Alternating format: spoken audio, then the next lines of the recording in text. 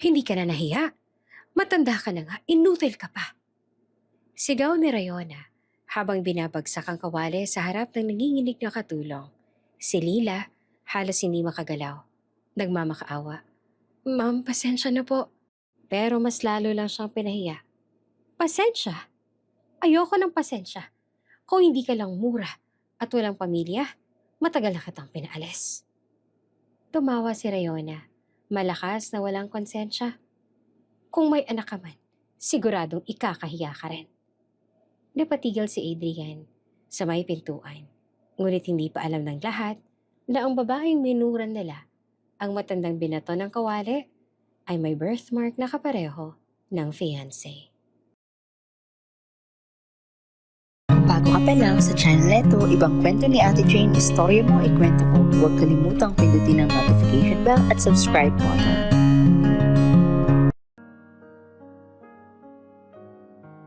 Tahimik ang umagang iyon sa malaking mansyon ng mga Di Alegre. Mula sa bintanang nakabukas sa kusina, pumapasok ang malamig na hangin. Nandoon si Lila, ang matandang katulong na kilala sa pagiging tahimik. Magaan kumilos at hindi lumalaban kahit maliitin pa siya. Nakasalampak siya sa maliit na mesa.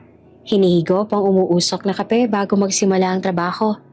Nakatali ang kanyang buhok at ang suot niyang apron ay may maliit na butas na hindi pansin ng kahit sino, maliban sa kanya. Lila! Tawag mula sa hagdan. Napalingon siya. Bumaba si Rayona. Suot ang mamahaling silk robe. Nakataas ang kilay. Halatang may hindi nagustuhan sa umaga pa lang. Bakit wala pang nakahandang breakfast? Ang bagal mo naman. Reklamo nito. Tumayo agad si Lila. Pasensya na po ma'am, magluluto na ho. Uulitin ko, Lila. Ayoko nang nililate sa pagkain. Malamig na sagot ni Rayona bago naglakad papunta sa veranda. Walang sinabi si Lila. Tumalikod lang siya at sinimulan ng pagprito ng itlog at bacon. Sanay na siya sa tono ni Rayona. Sanay na siyang sabihan, pagsabihan at maliitin. Pero kahit minsan, hindi siya sumagot pabalik. Hindi dahil sa takot, dahil may mas malalim pa siyang dahilan para manatiling tahimik. Maya-maya ay dumating si Manang Fe, ang isa pang kasambahay pero mas nakatatanda. Lila anak, kaya mo pa ba? Nakita ko naman si Rayona, masungit na naman. Ngumiti lamang si Lila. Ayos ang poko, Manang. Ganyan lang talaga si Ma'am. Hindi mo kailangan taisin lahat. Bulong naman ng Fe. Pero hindi sumagot si Lila. Tinapos niya ang pagluluto at inayos sa tray. Inihatid sa veranda kung saan nagbabasa si Rayona ng magazine. Paglapit niya, agad na nagsalita ang dalaga. Ano to? Bakit parang overcooked yung bacon? Hindi ba kita tinuruan dati? Pasensya na po. Pakidala na lang ulit ng bago. Hindi ko kakainin yan. Dahan-dahang kinuha ni Lila ang tray sa bayo ko. Opo, ma'am. Habang papasok siya sa kusina, masakit ang dibdib niya. Hindi dahil sa masungit na trato, kundi dahil sa biglaang pagbalik ng isang alaala. Isang maliit na iyak ng sanggol. Napahinto siya, sandali at napapikit. Pero matapos ang ilang segundo, huminga siya ng malalim at nagpatuloy. Bandang tanghali habang nasa laundry area siya, napansin niyang dumating ang mga kaibigan ni Rayona. Sigawan, tawanan, maingay at sagana sa papuri kay Rayona na para bang siya ang pinakamabuting tao sa mundo. Girl, your house is huge! Grabe ang sosyal! Sabi ng isa. Nako, hindi naman. Sagot ni Rayona. Kunyari mahinhin pero halatang tuwang-tuwa. I have staff naman who keep the place clean. Napatigil sila nang makita si Lila na naglalakad, bit-bit ang basket ng nalabang damit. Oh, hi! Sabi ng isa sa mga bisita. Medyo nahihiya. She's your helper? Yes. She's slow sometimes but at least she's not noisy. Sagot ni Rayona na tumawa pa. Nakangiti ang mga kaibigan pero halata ang hindi komportableng tingin nila kay Lila. Para bang siya'y hangin lang, parang nasa background lang sa sarili niyang buhay. Lila bowed slightly. Good afternoon po. Mahina niyang bate. Pero pagtalikod niya, narinig pa niya ang bulungan. Kawawa naman. Bakit ang sungit mo sa kanya, Rayona? Ay girl, if you only knew, that woman owes me a lot. Sa loob-loob ni Lila, hindi mo alam ang totoo, ma'am.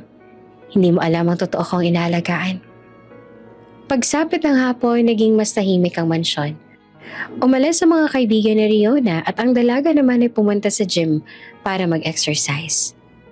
Doon ay hindi siya nang iistorbo, kaya may kaunting pahinga si Lila.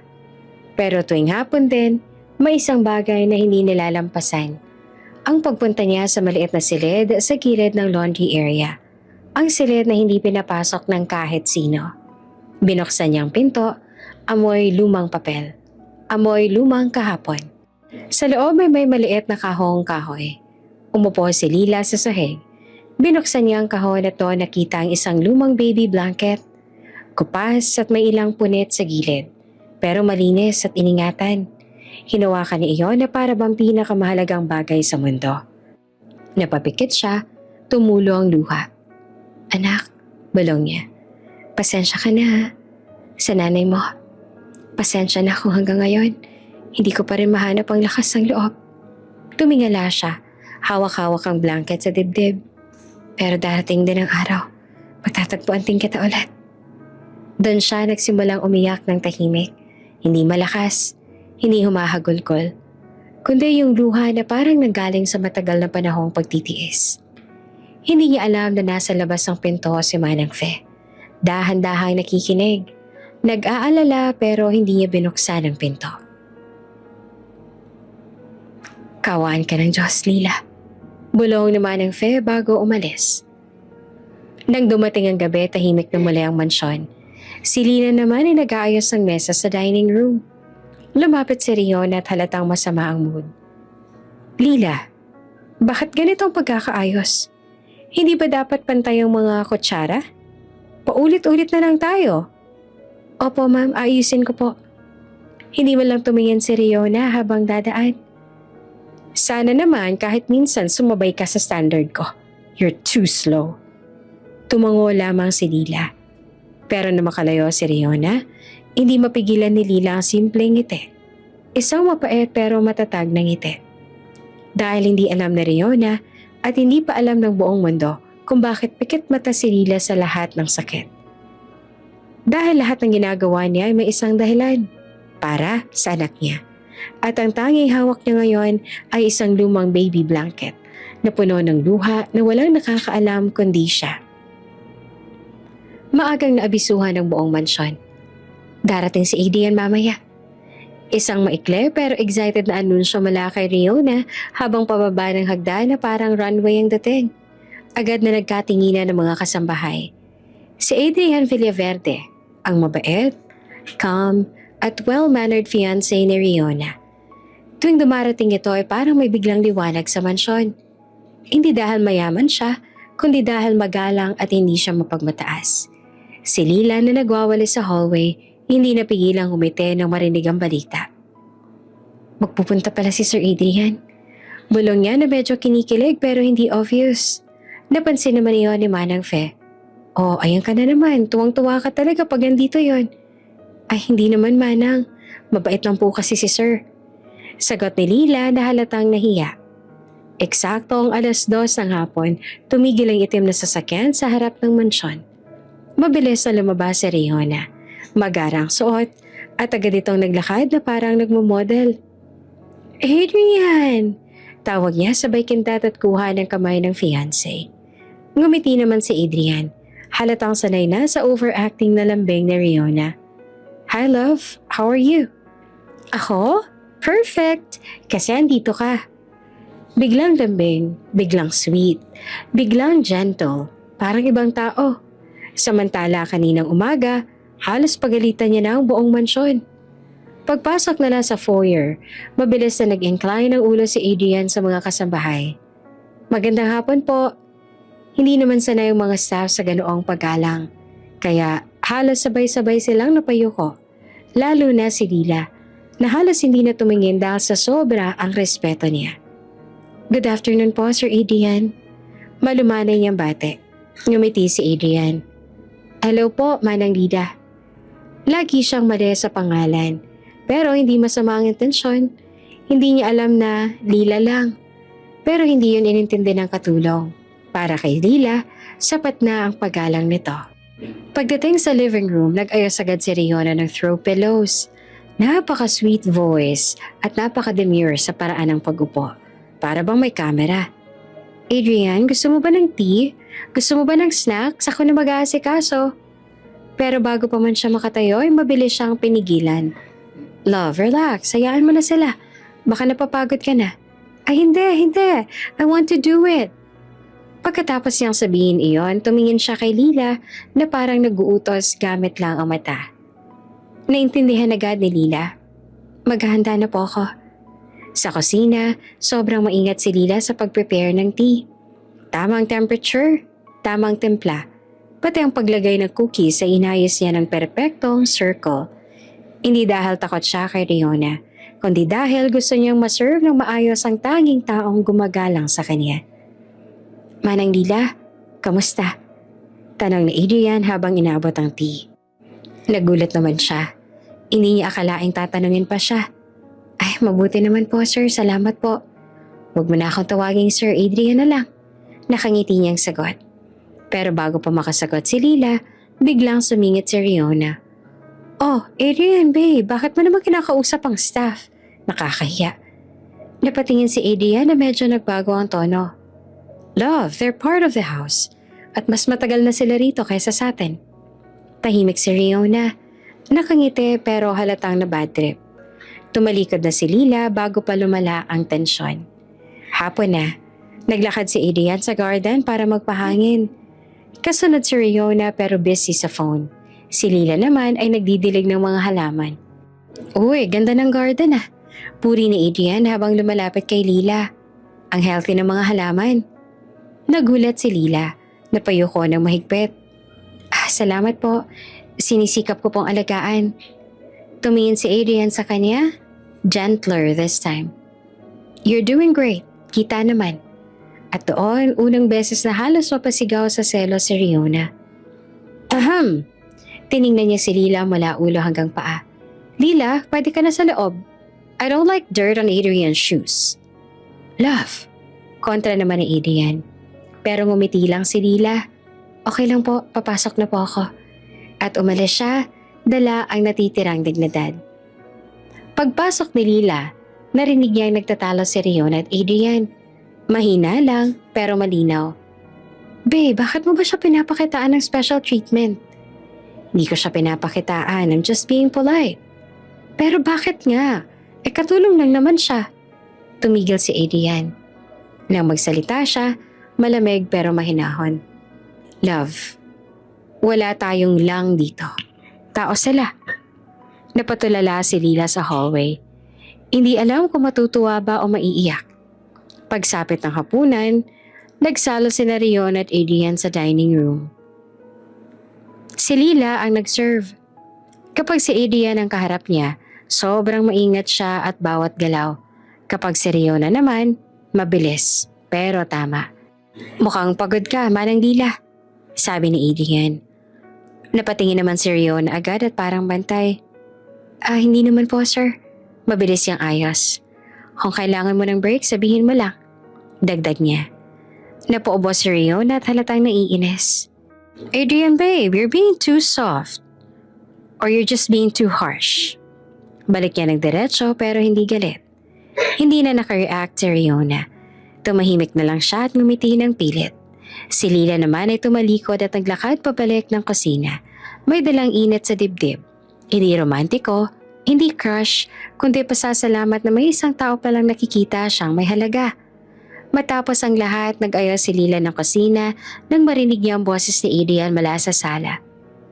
Love, sana mas maging gentle ka sa kanila. Hindi naman sila kalaban. Fine, iritang tugon ni Riona. Ngumiti si Lila habang nagliligpit ng baso. Hindi pa nga ako magbabago si Riona, pero para kay Lila. Basta andon si Adrian, may isang taong handang magtanggol sa kanya. Kahit hindi niya hinihingi. At sa unang pagkakataon, hindi ganong kabigat ang gabi sa mansyon. Maagang nagising ang buong mansyon dahil may lunch meeting si Riona at Adrian sa city. Nagmamadali ang staff sa paghahanda, table setting, car prep, at wardrobe ng dalaga. Si Lila gaya ng dati ay tahimik lang.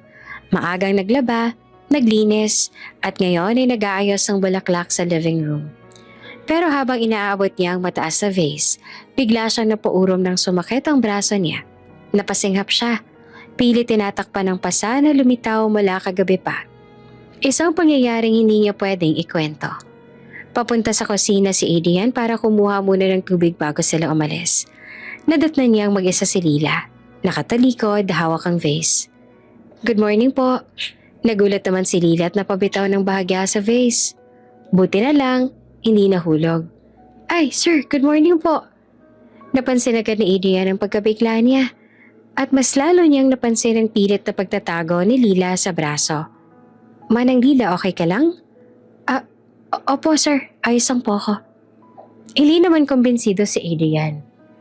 Lumapit siya ng isang hakbang. "Pwede ko ba makita yung braso mo para bang?" Mabilis na umatras si Lila at nanginginig. Sir, nadulas lang po ako kagabi.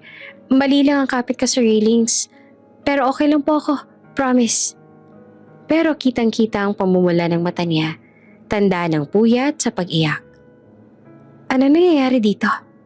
Nasa pinto na si Riona, naka-cross arms, halatang nag-iinit ang ulo. Sa tono niya pa lang, alam nang hindi maganda ang pag-uusap mamaya. Tumango si Adrian kay Lila, parang sinasabing, "Don't worry, hindi kita papahiyain." "Love?" sagot niya. May pasasin ng Lila, nadulas daw. Pero imbes na mag-alala ay tumalim ang mata ni Riona. Di nadulas. And? Katulong lang naman siya eh. Sanay na yan sa gawaing bahay, normal lang yan sa kanila. Hindi na kumibo si Adrian, pero halatang biglang lamig ng tinig niya. Si Lila naman nakatungo lang. Mas lalo siyang kinabahan dahil ramdam niya na hindi gustong-gusto ni Rio nag-eksenang protective Adrian. At sa loob-loob ni Riona, may isang sigaw na tumatakbo. Bakit siya naaawa sa katulong? "Love," marahang sabi ni Adrian. "Hindi naman normal na may pasa. Pwede siyang na-injure ng malala. Dapat man lang pinapahing..." "Adrian," putol ni Riona nang umiti pero malamig. "Please stop making a big deal out of something small." Tumingin si Lila kay Riona at mabilis na naglaho ang kaunting lakas ng loob na natira. Ramdam niya ang lihim na galit ng kanyang amo. "Lumabas ka muna, Lila," sabi ni Riona. May pilit ng ngiti. "Ako na kakausap sa fiancé ko." Yes po, ma'am," sagot ni Lila, sabay yuko at mabilis na umalis. Habang naglalakad sa hallway, nanginginig ang kamay niya. Hindi dahil kay Adrian, kundi dahil kay Riona. Dahil alam niyang kung nagagalit na ang amo, may kasunod iyon. Mag-isa na si Adrian at Riona sa living room. "Love, bakit ka nag-react ng ganon?" Tanong ni Adrian na calm pero firm. "Because you're acting weird." "She's just a staff. Katulong lang. Di mo kailangang kampihan." Napakunot ang noon ni Adrian. "Hindi ko naman siya kinakampihan. I'm simply being concerned. Tao siya, Riona." "Bakit? Gusto mo ba siya?" Sabog na tanong ni Riona. Natigilan si Adrian. "Seriously? That's ridiculous." Pero hindi iyon nakatulong. Mas lalo lang nasaktan ng pride ni Riona. Sa dami ng taong nagbibigay ng atensyon sa kanya, bakit parang mas napapansin ng fiancé niya ang tahimik na katulong? Sa laundry room, nakaupo si Lila sa maliit na bangko. Hawak ang braso niya. Nilalagyan ng yelo kahit na masakit. "Diyos ko po," mahina niyang bulong. Hindi ko naman ginusto na makita niya. Unti-unti siyang napaluha. Hindi niya alam kung mas natatakot ba siya sa magiging reaksyon ni Riona o sa pag-aalalang baka isipan ni Adrian na biktima siya. Pero ang totoo, may mas malalim na dahilan ng pasa. Isang taong hindi pwedeng banggitin. Isang gabi na ayaw niyang maalala. Bago umalis si Riona at Adrian, kailangang makakain muna sila. Si Lila ang inutusan na mag-serve. Tahimik siya. Halos hindi tumitingin sa kanila. Pero hindi nakaligtas kay Adrian ang konting pag-igit niya tuwing tatama ang tray sa braso. "Manang Lila," marahang sabi ni Adrian. Sigurado ho ba kayong okay kayo? Kung may kailangan ka, mabilis siyang tumango. Opo sir, kaya ko po. Pero ang sagot niya ay naputol nang magtama ang tingin niya kay Riona. Malamig, matulis, galit na galit. Napayo ko agad si Lila. Pag-alis ni Lila, tumayo si Riona at lumapit kay Adrian. Tama na ngang kakaawa sa katulong na yon? Nakatingin siya ng diretso sa fiancé. I don't like it, Adrian. Hindi ako natutuwa ah. Riona. No, I said stop. Bumaba ang boses niya. Halos pabulong pero puno ng puot. But you're making me look stupid. Hindi sumagot si Adrian. Pero sa tingin niya, malinaw na may mali. May hindi sinasabi. At hindi siya naniniwalang nadulas lang si Lila.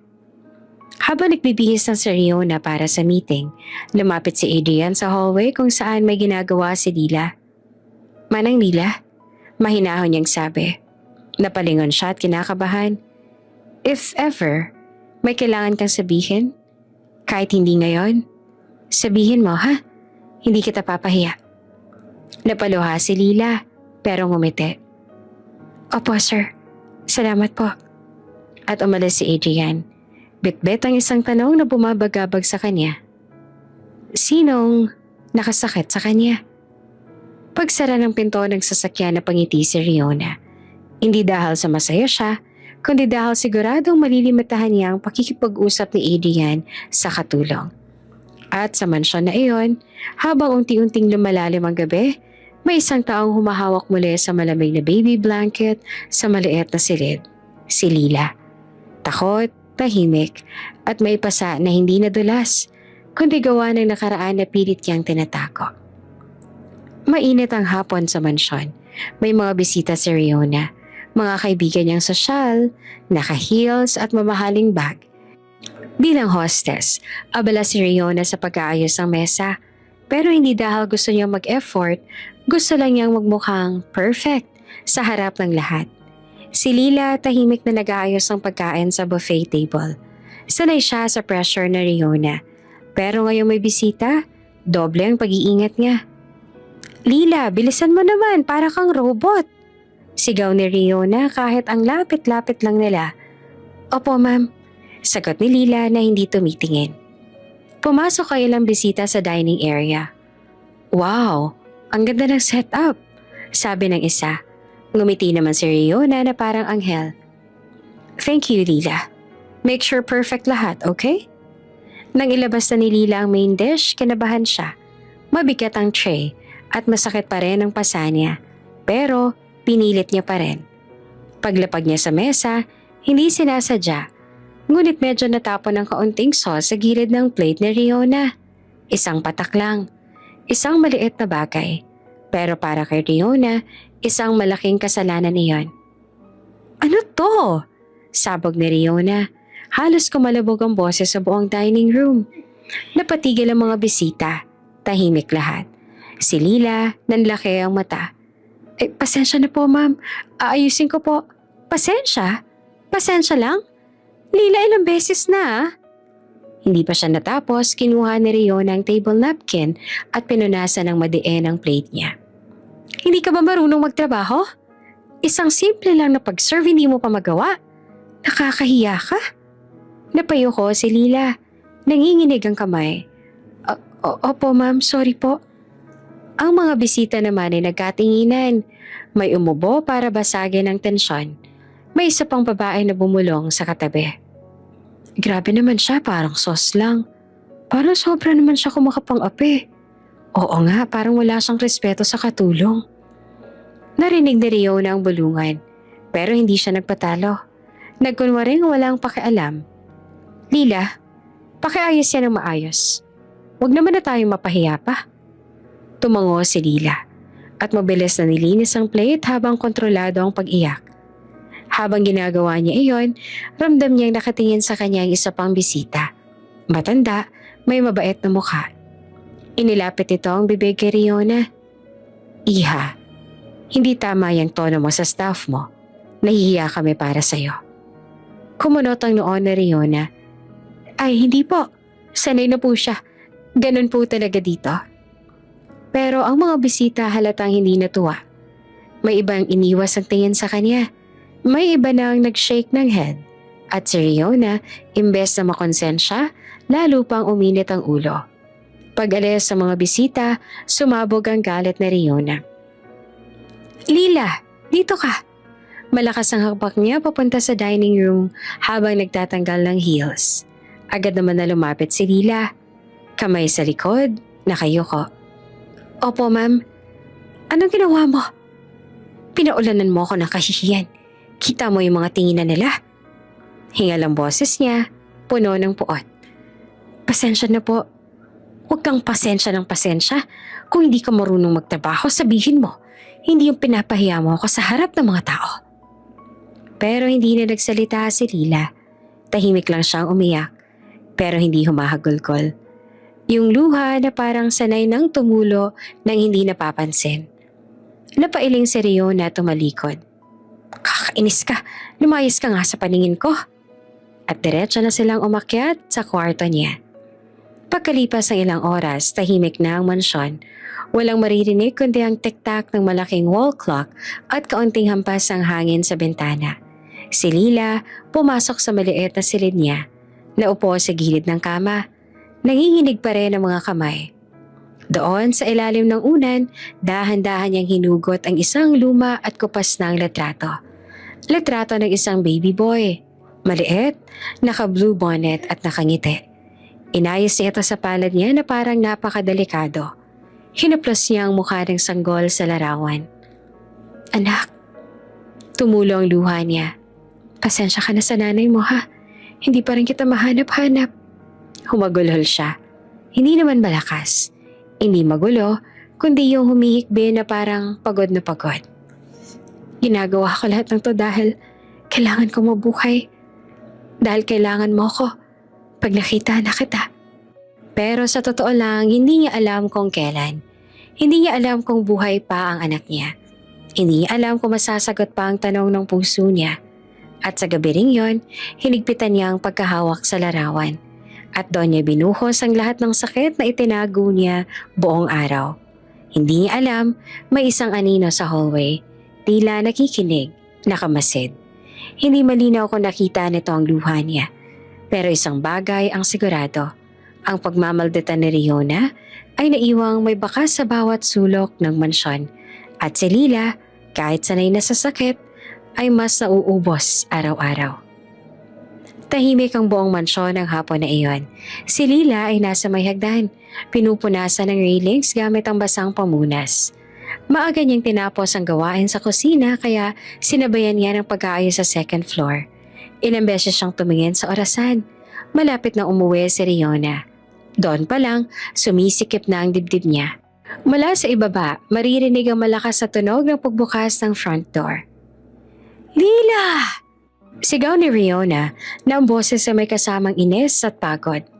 Agad na bumaba si Lila, kalmado ang kilos, para hindi lalong mainis ang amo. Yes po, ma'am. Nakatayo si Riona sa gitna ng sala. Nakakunot ang noo, hawak ng isang mamahaling tsinelas. Ano to? Iniangat niya ang tsinelas. May putik! May putik! Sino ba nag-aalaga ng mga gamit dito? Ikaw, diba? Umiling si Lila. Mahina ang boses. Nakita ko pong malinis yan kaninang umaga, ma'am. Baka po. So kasalanan ko pa. Putol agad ni Riona. Humakbang palapit. Ikaw ang katulong, diba? Ikaw ang rason bakit nagkakalat ang bahay ko. Hindi ka nga maganda sa mata, tamad ka pa. Lumingon si Lila sa sahig. Kinuyom ang kamay. Hindi siya lumalaban. Sorry po. Pero mas lalong nairita si Riona sa pagiging humble niya. Alam mo minsan, naiisip ko kung sulit bang pinapatira pa kita dito eh. Hindi pa natatapos si Riona sa pangungutya nang bigla niyang ibinato ang hawak na tsinelas. Tumama iyon sa balikat ni Lila. Mabilis, masakit. Parang latay na agad ang idinulot. Napaatras si Lila. Napasapo pero hindi kumibo. Ayan, para matuto ka maglinis ng maayos. Tumaas pa ang kilay ni Riona. Next time, kapag may nakita akong dumi kahit alikabok lang, lalagyan kita ng schedule sa labas. Dun ka matuto. Hindi naman gumalaw si Lila. Naramdaman na lang niyang bumilis ang tibok ng puso niya. Parang may humahawak sa lalamunan niya. Pero pinilit niyang umiti kahit bahagyang nanginginig ang labi. Pasensya na po, ma'am. Hindi na po mauulit. Mas mabuti. Malamig na sagot ni Riona. Ngayon, kunin mo na yan. Black. Nabuksan ang pinto. Sabay silang napalingon. Si Adrian, hawak ang coat, bagong dating. Halatang hindi inaasahan ni Riona ang pag-uwi nito ng maaga. Adrian! Mabilis na lumapit si Riona. Biglang lambot ang boses. Love, dito ka na pala? Hindi ka ba lang nag-text? Pero si Adrian, hindi siyang tinitingnan. Nakatingin siya kay Lila. Sa kamay nitong nakahawak sa balikat at sa tsinelas na nasa sahig. Ano nangyayari dito? Tanong niya na kalmado pero halata ang pag-aalala. Manang Lila, are you okay? Agad na umatras si Lila at ibinaba ang kamay na may pasana. Okay lang po, sir. Pero halata ang pag-iwas nito sa tingin ni Adrian. At dahil doon ay mas lalo lang itong nag-alala. Riona, sabi ni Adrian, turning to her. Bakit parang may iniiyakan si Lila? Tapos bakit may tsinelas sa sahig? Nag-aaway ba kayo? Tch! Napatawa si Riona ng pilit. Love naman, ang bilis mo naman mag-isip. Clumsy lang yung katulong na yan. Natamaan ng tsinelas kasi nadulas. Hindi niya sinasadya. Hindi kumibo si Adrian.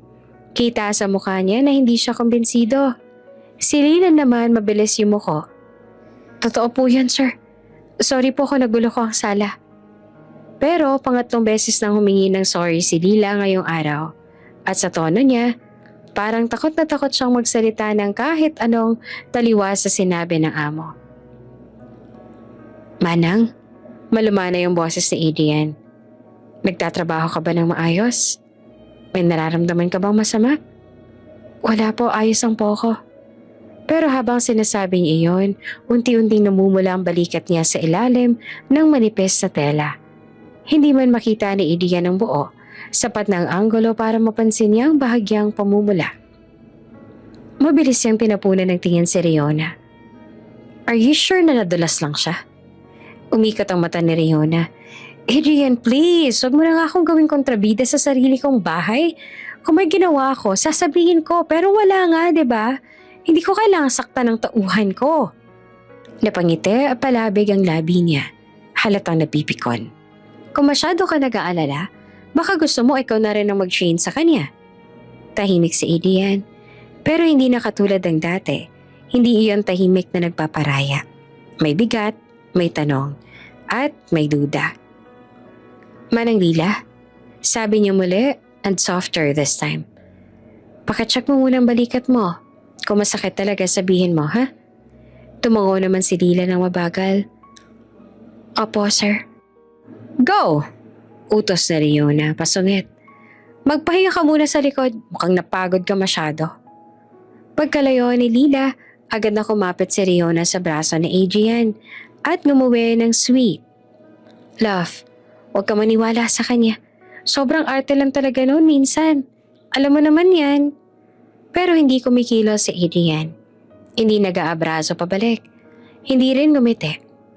Riona, malamig ang tono. Hindi ako komportable kapag may nakikita akong takot sa mata ng tao. Lalo na kung kasama mo sa bahay. Takot? Natawa si Riona. Love, baka nahihiya lang siya. No? Sabat niya. It was fear. Hindi yun hiya. Tahimik si Riona sa unang pagkakataon. Nagtagal ang tensyon sa pagitan nila. Isang katahimikang parang nagsisimulang magkabitak-bitak sa relasyon nila. Sa kabilang dulo ng mansyon, nakaupo si Lila sa maliit na laundry room. Binubuksan ang kwelyo para tingnan ang namumulang balat. Marahang pinisil niyang pasa, pero hindi umiiyak. Hindi dahil masakit, kundi dahil sanay na siya. Ang hindi niya alam, may isang tao ngayon lang nakakita. At hindi yan basta-basta magwawala na ang nakikita niya. Dahan-dahan nagsimulang magtanim ng tanong sa Adrian. Ano bang totoong nangyayari dito? Tahimik ang gabi sa mansyon. Wala nang ingay sa salas. Wala nang yabag ni Riona at wala na ring tanong si Adrian na nakakapagpapagabag sa puso ni Lila. Nakaupo siya sa maliit na kwarto na para sa mga katulong. Isang lumang kama, isang cabinet na sira ang pinto, at isang ilaw na minsan ay kumikislap. Hawak niya ang lumang panyo na naluma na sa kapupunas ng luha. Doon nakabalot ang isang bagay na hindi niya kailanman iniwan. Isang maliit na Polaroid photo. Sa retratong iyon may nakabalot na sanggol. Maputla pero nakangiti ng bahagya. Para sa iba, simpleng larawan lang. Para kay Lila, buong mundo niya. Umupo siya sa heg, ibinaba ang ulo, at dahan-dahang hinaplos ang gilid ng picture. Doon nagsimula ang mga alaala. Unti-unti, parang pelikulang bumabalik. Ilang taon na nakalipas, isang maulang gabi, si Lila ay basang-basa. Hawak ang munting sanggol na tila nahihirapang huminga. Nakatakbo siya papasok sa maliit na pampublikong ospital. Hindi niya alintana na ang mga taong nakatingin sa kanya, ang mahalaga ay mabuhay ang anak niya. Miss, ang bata ay may problema sa baga. Sabi ng nurse agad, kailangan siyang ma-admit. Magkano pong gagastasin? Hingal na tanong ni Lila. Paunang bayad po muna at may lab test pa na kailangan. Napatigil siya. Ang pera niya sa bulsa, sapat lang sa bigas at ulam pag kinabukasan. Wala siyang ipon, wala siyang asawa, wala siyang pamilyang masasandalan. Pero nang marinig niya ang paghahabol ng hininga ng sanggol, hindi siya nagdalawang isip. Gagawin ko po ng paraan, bulong niya. Pumasok siya sa emergency room. Isang oras na naghintay si Lila sa bench sa labas. Nanginginig sa lamig at kaba. Nakasilip siya sa salamin. Nakikita niya ang manipis na katawan ng bata sa incubator. Mga tubo sa ilong. Monitor na may tunog na hindi niya maintindihan pero nakakatakot. Maya-maya pa lumapit ang doktor. Nanay ni baby? Tanong nito. Tumayo si Lila, mabilis. Opo, kamusta na po siya? May infection siya sa lungs. Maaga siyang isinilang, tama? Medyo delikado. Kailangan ng tuloy-tuloy na gamutan. Humigpit ang dibdib niya. Dok, magkano po lahat? Hindi naman agad sumagot ang doktor. At doon niya naintindihan na malaki ang kailangan. Miss, kung hindi kakayanin, pwede mo namang idulog sa social services. May program po para sa mga batang. Pero hindi niya tinapos ang pakinggan. Ayaw niyang marinig ang salitang iyan. Ayaw niyang marinig na baka may ibang kukuha sa anak niya. Pero paglipas ng 2 araw, ibang usapan na. Nakaupo si Lila sa hallway. Tinitingnan ng anak na tinutulugan siya sa incubator. Hindi siya makapasok dahil bawal ang walang bayad. Isang volunteer ang lumapit. Miss, gusto niyo bang kausapin ng adoption coordinator? Hindi naman ibig sabihin na iiwan mo na siya para habang buhay. Pero may mga pamilyang may kayang magpagamot. May kayang magbigay ng mas magandang buhay. Parang tinusok ang puso niya. Hindi siya sumagot. Pero ang luha niya, kusa nang dumaloy. Kinabukasan, dumating ang bill at doon na tuluyang nawasak ang pag-asa niya. Habang nakapikit ang anak niya sa incubator, parang natutulog lang. Walang kamalay-malay, nagdesisyon si Lila. Bumalik siya sa ospital ng hating gabi. Walang katao-tao. Hawak niya ang munting bag ng anak. Isang lampi na maliit na kumot na siya mismo ang nagtahi. Lumapit ang doktor at social worker. Miss, sigurado ka ba? Hindi siya makapagsalita. Hindi niya kaya. Tumango lang siya ng pilit. Pwede mo siyang hawakan sandali. Sabi ng nurse sa mabait ang boses. Niyakap niya ang anak. Mainit, mabango. Walang kamalay-malay sa desisyong bumabago ng buhay ng nanay niya. Huwag ka mag-aalala. Bulong niya na nanginginig ang boses. Hindi kita nilalayo dahil ayoko. Nilalayo kita kasi gusto kitang mabuhay. Umagos ang luha niya sa pisngi ng baby, pero hindi gumagalaw ang bata. I'm sorry, anak. Patawad. Patawad kung hindi kita kayang ilaban. Pinikit niya ang mata habang binabalik ang sanggol sa nurse. Mahigpit siyang napahawak sa frame ng incubator ng huling beses.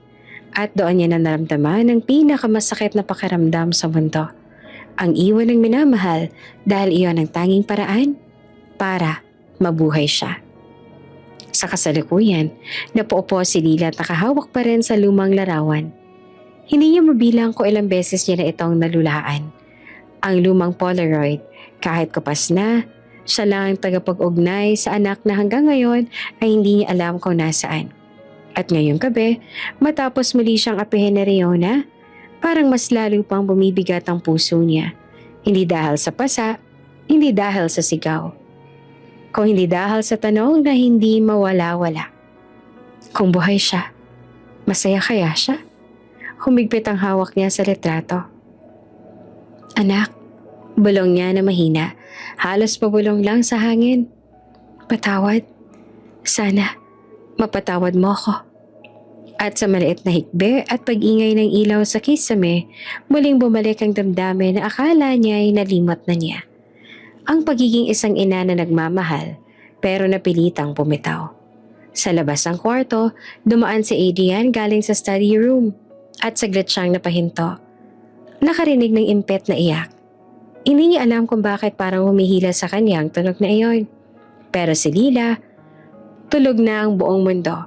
Pero siya, muling nakikipaglaban sa alaala ng sakripisyong hindi pa niya kayang imbunyag kanino man.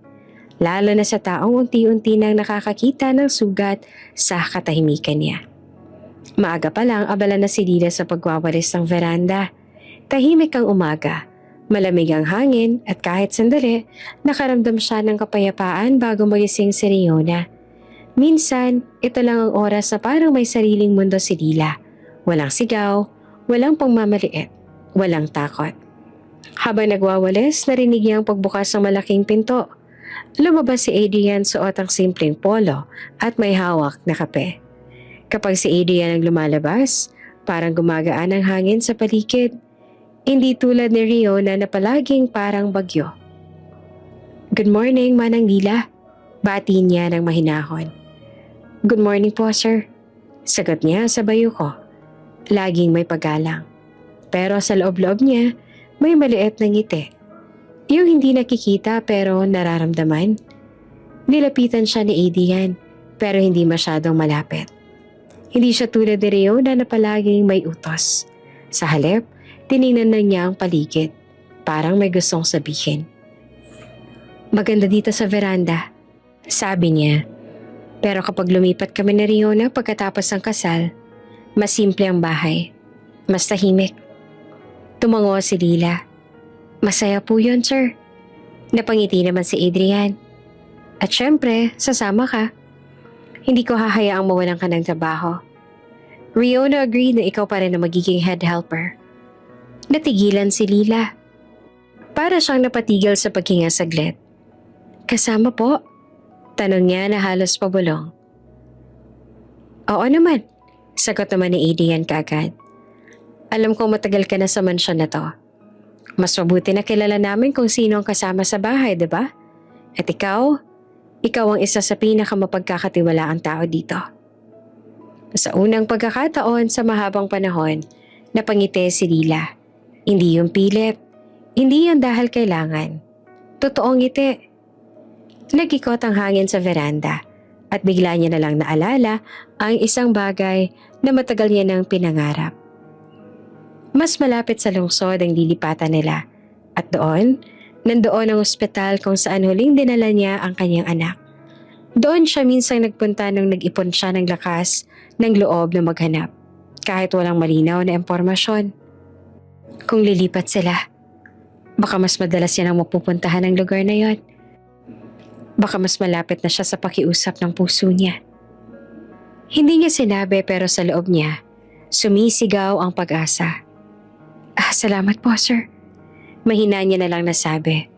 Pero may tinatagong saya sa tono. Malaking bagay po yan sa akin. Adrian nodded. You deserve it, Manang. At sana, magkaroon na ng mas magaan na araw. Napansin ko kasi na parang pagod na pagod ka lagi. Medyo kumunot naman ang noo ni Lila, pero hindi na siya nagsalita.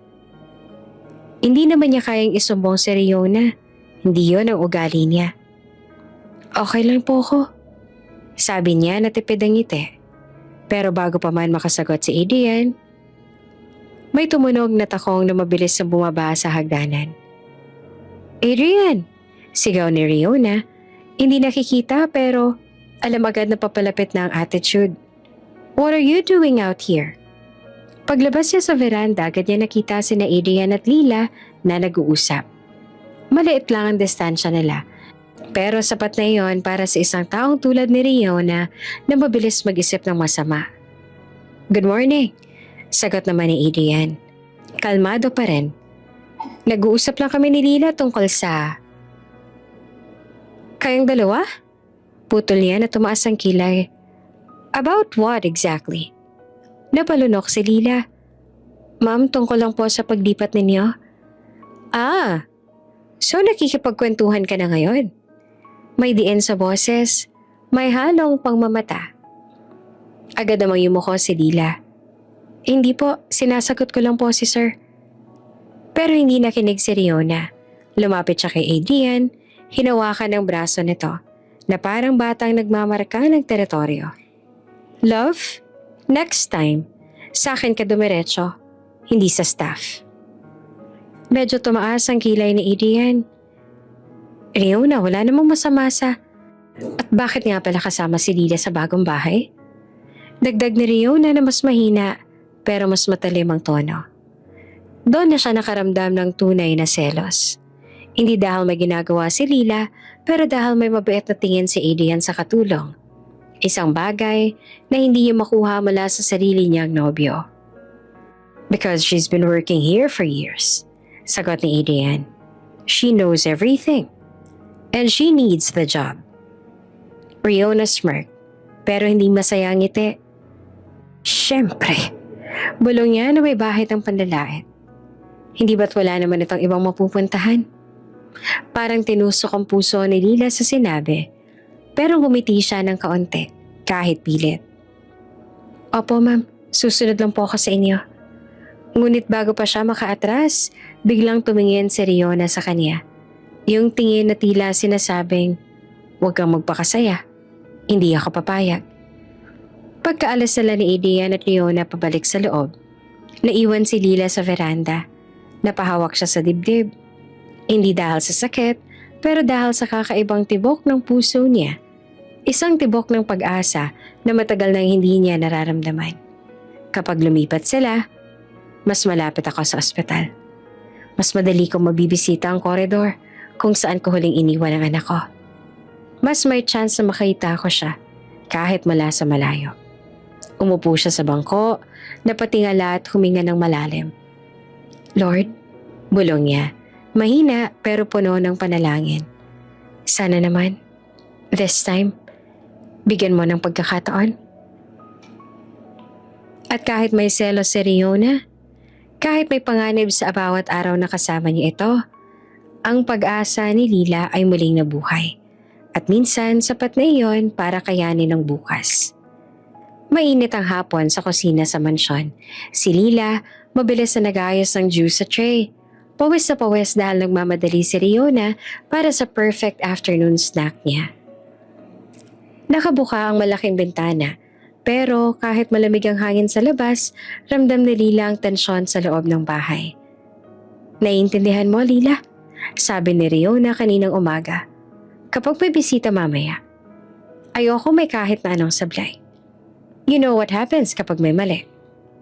At doon pa lang kumabog na ang dibdib ni Lila. Habang naglalakad si Lila papunta sa veranda, hindi naman sinasadya na medyo tumagas ang kaunting juice sa gilid ng baso. Isang patak lang.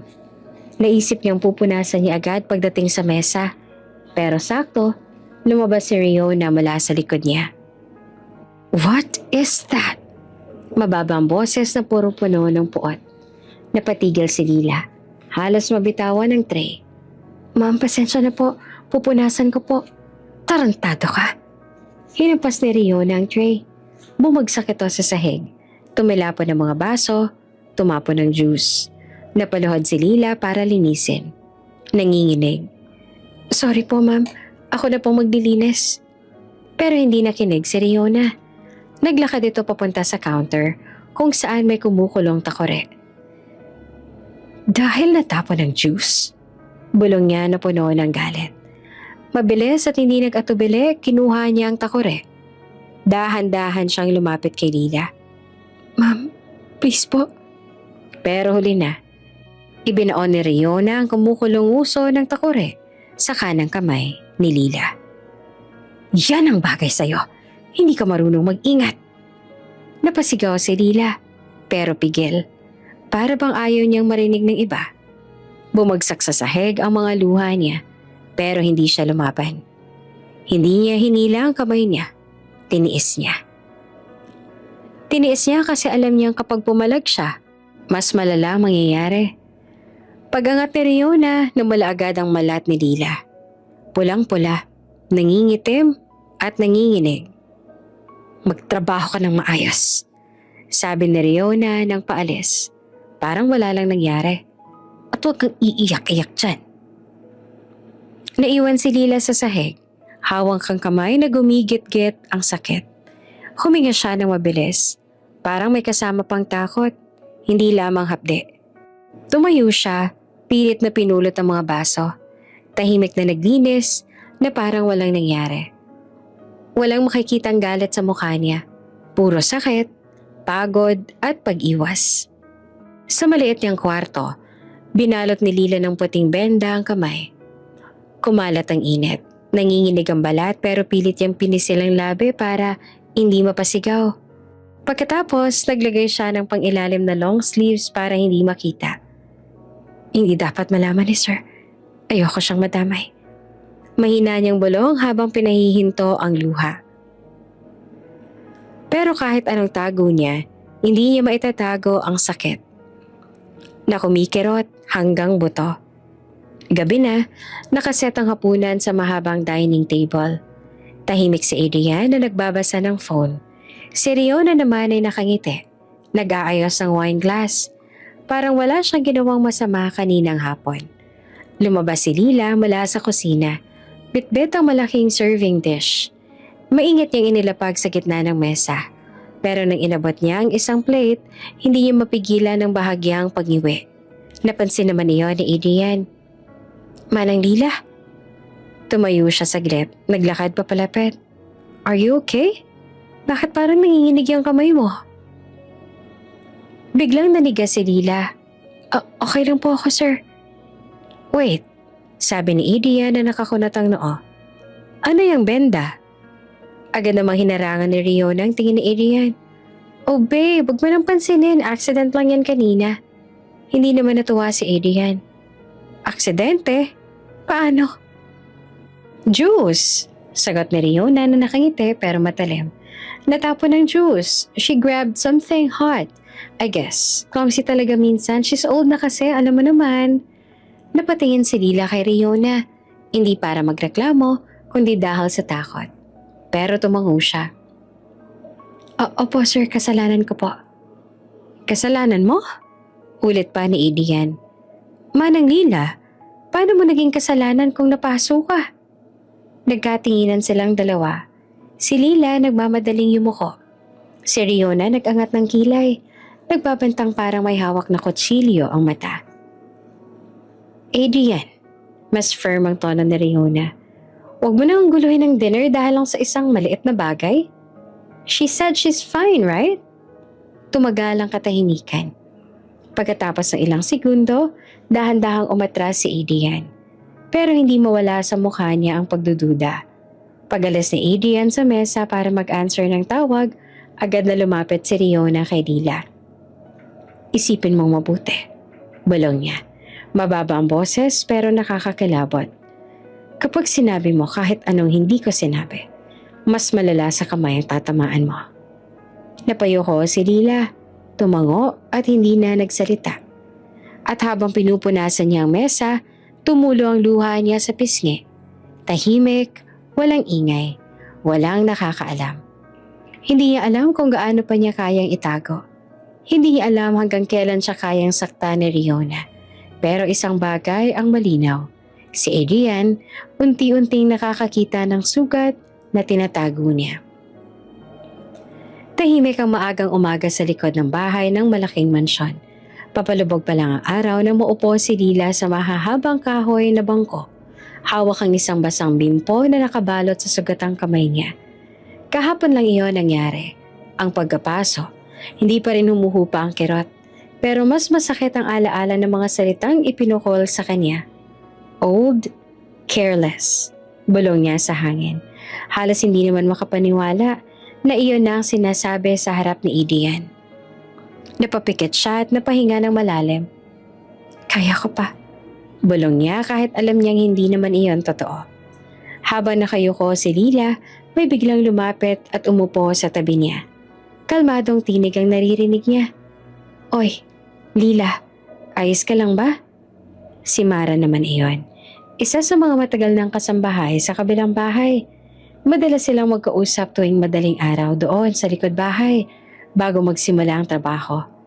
Agad naman na napansin ni Mara ang nakabalot na kamay ni Lila. Ano naman yan? Huwag mo sabihin si Ma'am Riona. Hindi na nakasagot si Lila. Umiling na lang siya at mabilis na tinakpan ng sugat na parang nahihiya. Napabuntong hininga si Mara. Lila, ilang beses ko nang sinasabi sa'yo, umalis ka na dyan sa bahay na yan. Mapapatay ka niyan balang araw. Nag-angat si Lila ng tingin. Nanginginig ang kamay pero pilit na nagpapakatatag. Mara, kailangan ko lang talaga ng trabaho tsaka ayokong umalis habang nandito si Sir Adrian. Napakunot ang noon ni Mara. Halatang nagtataka. Si Sir Adrian? Bakit parang iba ka kapag siyang pinag-uusapan? Umiling si Lila. Pilit na tinatago ang emosyon. Pinagmasdan siya ni Mara. Hindi siya kumbensido. Lila, kliyente mo lang sila. Wala ka namang obligasyon na alagaan sila habang buhay. Lalo na si Sir Adrian. Napalunok si Lila. Pilit na kinakalma ang sarili. Alam ko. Pero ewan ko ba, kapag andito siya, parang safe ako. Parang may nagbabantay. She forced a small smile. Minsan nga lang ako makaramdam ng ganon.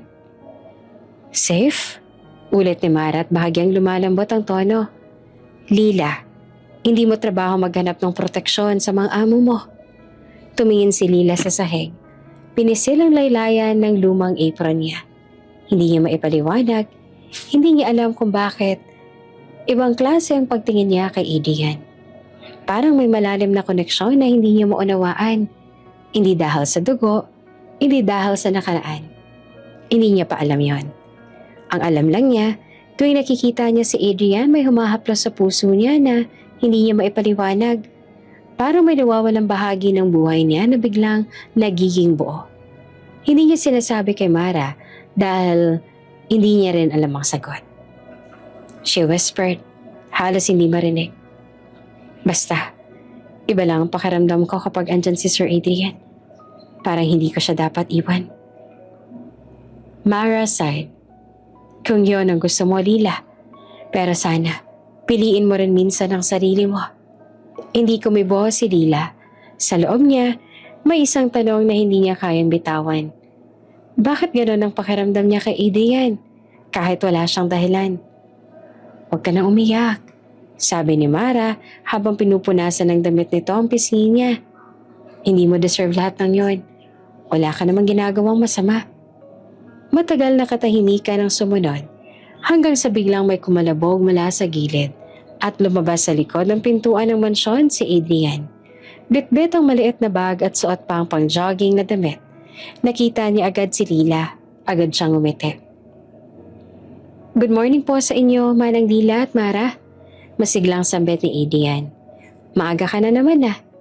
Napangiti si Lila. Isang ngiting hindi niya mapigilan.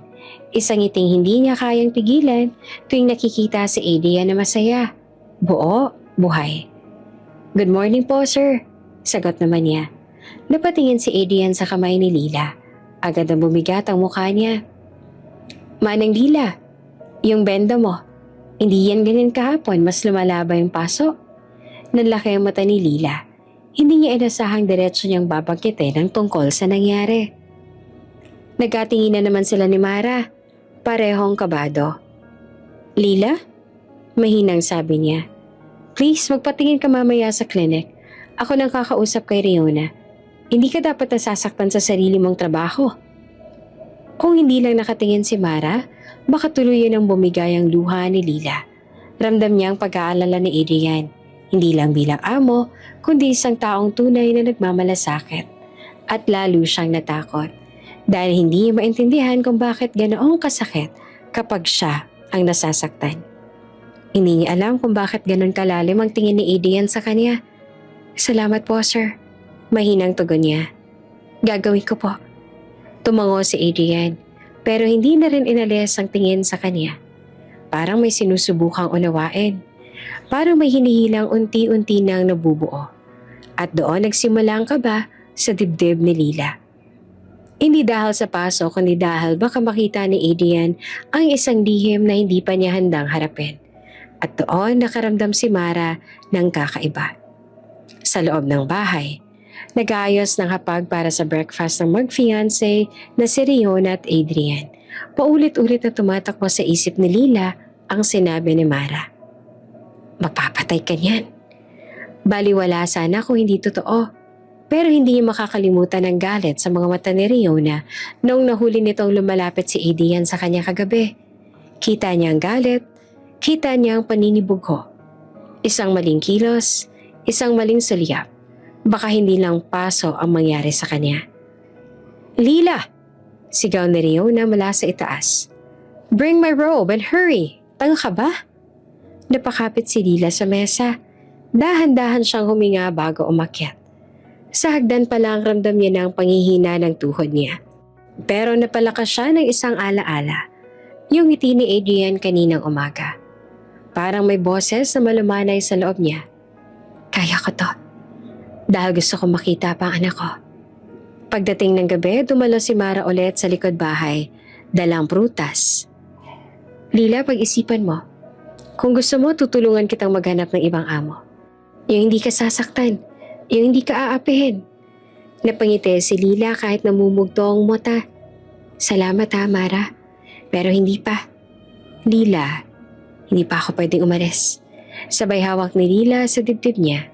Sa loob ng madilim na kwarto ay mag-isa si Lila. Tahimik niyang hinubad ang benda sa kamay. May sugat pa rin. Nangingitim ang paligid. Pero may mas malinaw na sugat sa puso niya. Ang pag-asa na ayaw niyang bitawan. Habang nakatingin sa maliit na picture frame ng sanggol na iniwan niya noon, bumulong siya. Anak, kahit masakit, lalaban muna si Mama. Hindi niya alam kung tama. Hindi niya alam kung sapat. Pero nag-iisa siyang tao sa bahay na iyon na nagmamahal ng totoo. At iyan ang dahilan kaya hindi pa siya kayang umalis. Mainit ang sikat ng araw sa malaking kusina ng mansyon. Abala si Lila sa paghahanda ng hapunan, soup para kay Riona. Paborito nito tuwing hapon. Maingat niyang tinitingnan ng sabaw. Siniguradong tama ang timpla bago ilagay sa tray. Pero bago pa man siya makalapit sa dining area, sumalubong na agad ang boses ni Riona. Lila! Napatigil siya. Mabilis na tumibok ang dibdib niya. Ano na naman ang mali? Nang lumapit siya, nakita niya si Riona na nakatayo sa mesa. Hawak ang mangkok ng soup at galit na galit. Bakit malamig to? Sigaw na Riona. Ano bang klaseng katulong ka? Napalunok si Lila. Kanina lang niya kinuha iyon sa lutuan. Hindi naman ito malamig. Pero hindi siya sumagot. Hindi siya pwedeng magpaliwanag. Ma'am, pasensya na po. Iinit ka na lang po ulit. Hindi pa siya nakakalapit nang lumipad bigla ang mangkok. Tumama ito sa sahig. Nabasag at tumalsik ang sabaw sa paa niya. Walang kwenta. Hiyaw na Riona. Kahit simpleng utos hindi mo magawa. Napaluhod si Lila para pulutin ang peraso ng basag na mangkok. Nangangatog ang kamay niya. Hindi niya alam kung dahil ba sa takot o sa hiya. Nasa ganoon siyang posisyon nang may marinig siyang matalim na tunog. Klang! Napalingon siya. Si Riona may hawak ng kaldero. Malaki, mabigat, mainit pa. Ma'am, hindi niya natapos ang sasabihin. Inihagis ito ni Riona. Malakas, walang pagdadalawang isip. At hindi siya nakaiwas. Tumama ang bakal sa kanang balikat niya. Napasigaw si Lila. Napaupo sa sahig, halos mapasubsob sa sobrang sakit. Nanlabo ang paningin niya. Namanhid ang braso at hindi niya maigalaw.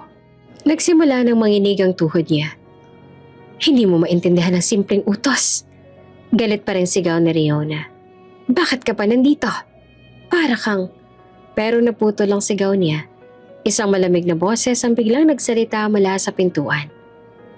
Riona? Parehong napalingon si Lila at Riona. Nakatayo si Adrian sa may pinto ng kusina. Hawak ang paper bag galing grocery. Halatang kararating lang.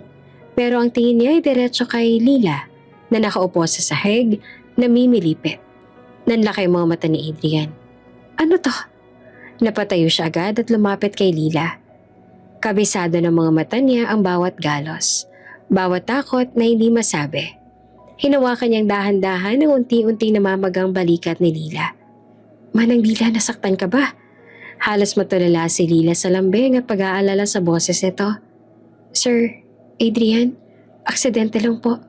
Nanginginig niyang bulong. Hindi yan aksidente. Malamig na sagot ni Adrian. Hindi naman nililingon si Riona. Nagmadaling lumapit si Riona. Kunwari nagulat. Babe, hindi mo naiintindihan. Si Lila may mali. Malamig ang soup tapos sinubukan niyang kunin yung kaldero habang hawak ko kaya ayun, natamaan siya. Talaga? Mababang tanong ni Adrian. Oo, she's clumsy babe. Lagi na lang siyang ganyan. She moves too fast. Parang naghahabol siya ng oras. Nai-stress tuloy ako. Ikaw din. Tahimik lang si Adrian. Pero halata sa panginginig ng panga niya na hindi siya naniniwala. Pinilit tumayo ni Lila. Nanginginig ang tuhod. Takot na baka lalong magalit si Riona kapag magsalita si Sir Adrian. Sir, okay lang po ako. Ako pong may... Hindi siya pinatapos si Adrian. Lila, stop. Ang unang beses na narinig niyang matigas ang boses nito, hindi yan galit sa kanya, pero galit para sa kanya. Limingon si Adrian kay Riona. You threw it. Of course not. Mabilis na tanggi naman ni Riona. Why would I hurt a maid? Adrian, babe, please, I'm stressed. You know I've been planning our engagement dinner all day. Hindi siya pinapakinggan ni Adrian. Kinuha niya ang cellphone at parang may tatawagan. Nataranta naman si Riona.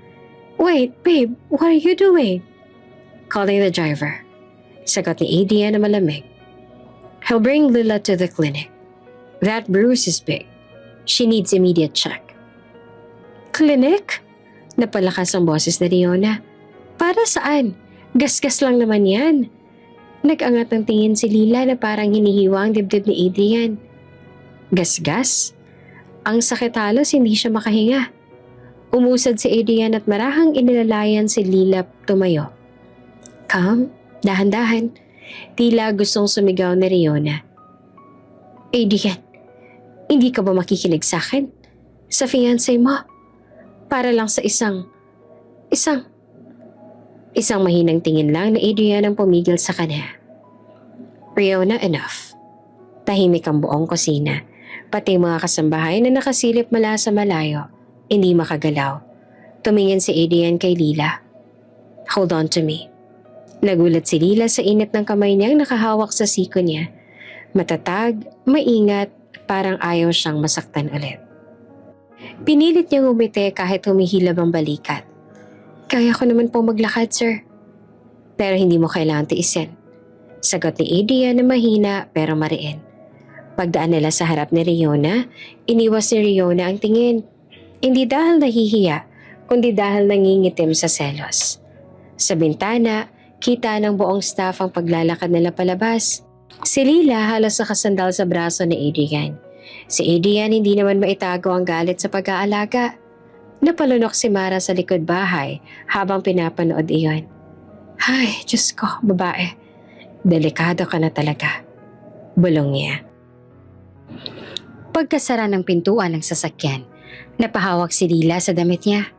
Sinusubukang pigilan ang pag-iyak. Hindi dahil sa sakit, kundi dahil sa tanong na pilit sumisiksik sa puso niya. Bakit ganito ang pag-aalala ni Adrian? Bakit ganito siyang tumingin sa akin? At bakit? Bakit pakiramdam niya mas lalo lang siyang hindi kayang umalis? Ilang linggo na lang bago ang kasal, tahimik na umaga sa kusina ng mansyon. Si Lila ay abala sa paghahanda ng kape at merienda. Ngunit ramdam ang bigat sa kanyang mga balikat. Pilit niyang pinipigilan ang luha. Ngunit hindi niya maiwasan na minsan ay mapaiyak habang nag-iingat sa bawat galaw. Habang nag-aayos ng mga tray, may napansin siyang anino sa sahig. Si Adrian pala, pumasok ng tahimik. Tila may pakiramdam. Napatingin si Lila at sa hindi sinasadya, tumulo ang luha mula sa kanyang mata. Hindi niya matakpan ang pagkabahala sa mukha niya. Manang Lila, sabi niya dahan-dahang inalis ang tray na hawak ni Lila. Hayaan mong tulungan kita.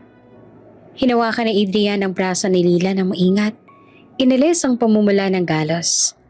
Habang pinapahid ang antiseptic, napansin niya ang isa pang bagay. Isang maliit na birthmark sa tagiliran ni Lila. Bahagyang natatakpan ng kanyang damit. Nakita niyang mas malinaw ng bahagyang umikot si Lila habang nag-aayos ng posisyon. Ang hugis, ang kulay, at ang lokasyon. Parang eksaktong kopya ng birthmark niya noon sa parehong lugar. Hindi makapaniwala si Adrian. Tumigil siya sa pag-aalaga sandali. Manang Lila, anong? Napalingon si Lila at nahihiya.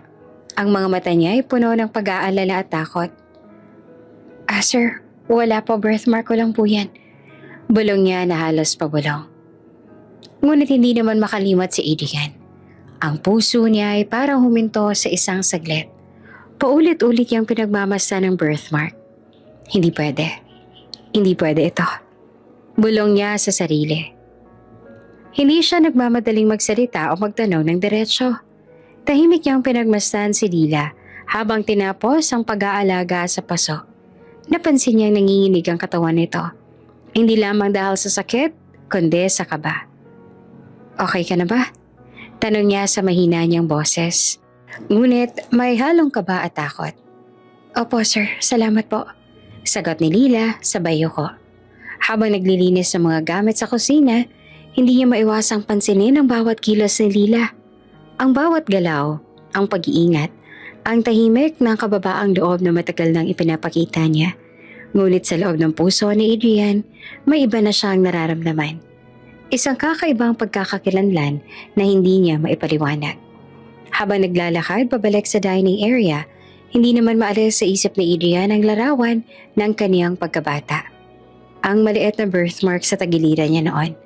Isang bagay na matagal niya nang hindi napapansin dahil sa dami ng nangyayari sa buhay niya. Ngayon ay muling lumitaw sa kanyang harapan. Hindi pwede. Hindi pwede. Bulong niya sa sarili. Ramdam niya ang tibok ng puso niya. Mabilis, ngunit may halo ng pangamba. Si Lila, unaware sa iniisip niya. Abala sa paghuhugas sa mga pinggan. Ngunit napansin niyang kakaibang titig ni Adrian sa kanya. Ang kanyang pakiramdam ay parang may nakitang lihim ang ng isang tao. Isang lihim na matagal niyang sinikap itago. Ngunit sa loob niya, alam niyang may pagbabago sa pagtingin ni Adrian. May nakikita siya. Isang kakaibang curiosity na hindi niya alam kung ligtas ba o delikado.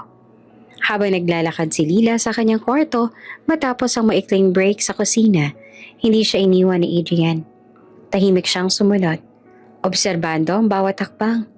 Ngunit hindi siya nakikipag-usap. Pagdating sa labas ng kusina, tumigil si Adrian. Tiningnan ang kamay ni Lila. Tiningnan ang balikat. At muling tumingin sa tagiliran nito. Ang mismong lugar ng birthmark ay parang tumatawag sa kanya. Could it be? Bulong niya sa sarili. Halos hindi marinig. Isa sa pinakamalalim na takot niya ay unti-unting nagbabalik. Isang posibilidad na hindi niya inaasahan. Ang sanggol na inadopt noon. Ang ina na nawala sa kanya. Baka siya mismo ang katulong na matagal na siyang iniwan. Alam niyang ampon siya dahil hindi naman tinago iyon sa kanya. Huminga ng malalim si Lila. Hawak ang lumang larawan ng sanggol na iniwan niya noon. Hindi niya alam na sa kabilang silid pinagmamasdan siya ni Adrian. Isang lalaki na unti-unting nakakakita sa lihim ng nakaraan. Isang lihim na matagal niyang iniwasan. Hindi pa niya sinasabi, ngunit sa bawat sandali na naglalakad siya sa mansyon, may kaba siya, may pangamba. Ngunit higit sa lahat, may pag-asa. At sa tahimik na kusina, habang nagbabalot ng galos at luha, parehong nagtatago ang puso nila. Si Lila sa takot at hiya. Si Adrian sa hindi maipaliwanag na pagkilala at pagdududa. Isang sandali ng katahimikan, ngunit punong-puno ng tensyon, ng lihim at ng hinaharap na unti-unting magbubukas sa kanila.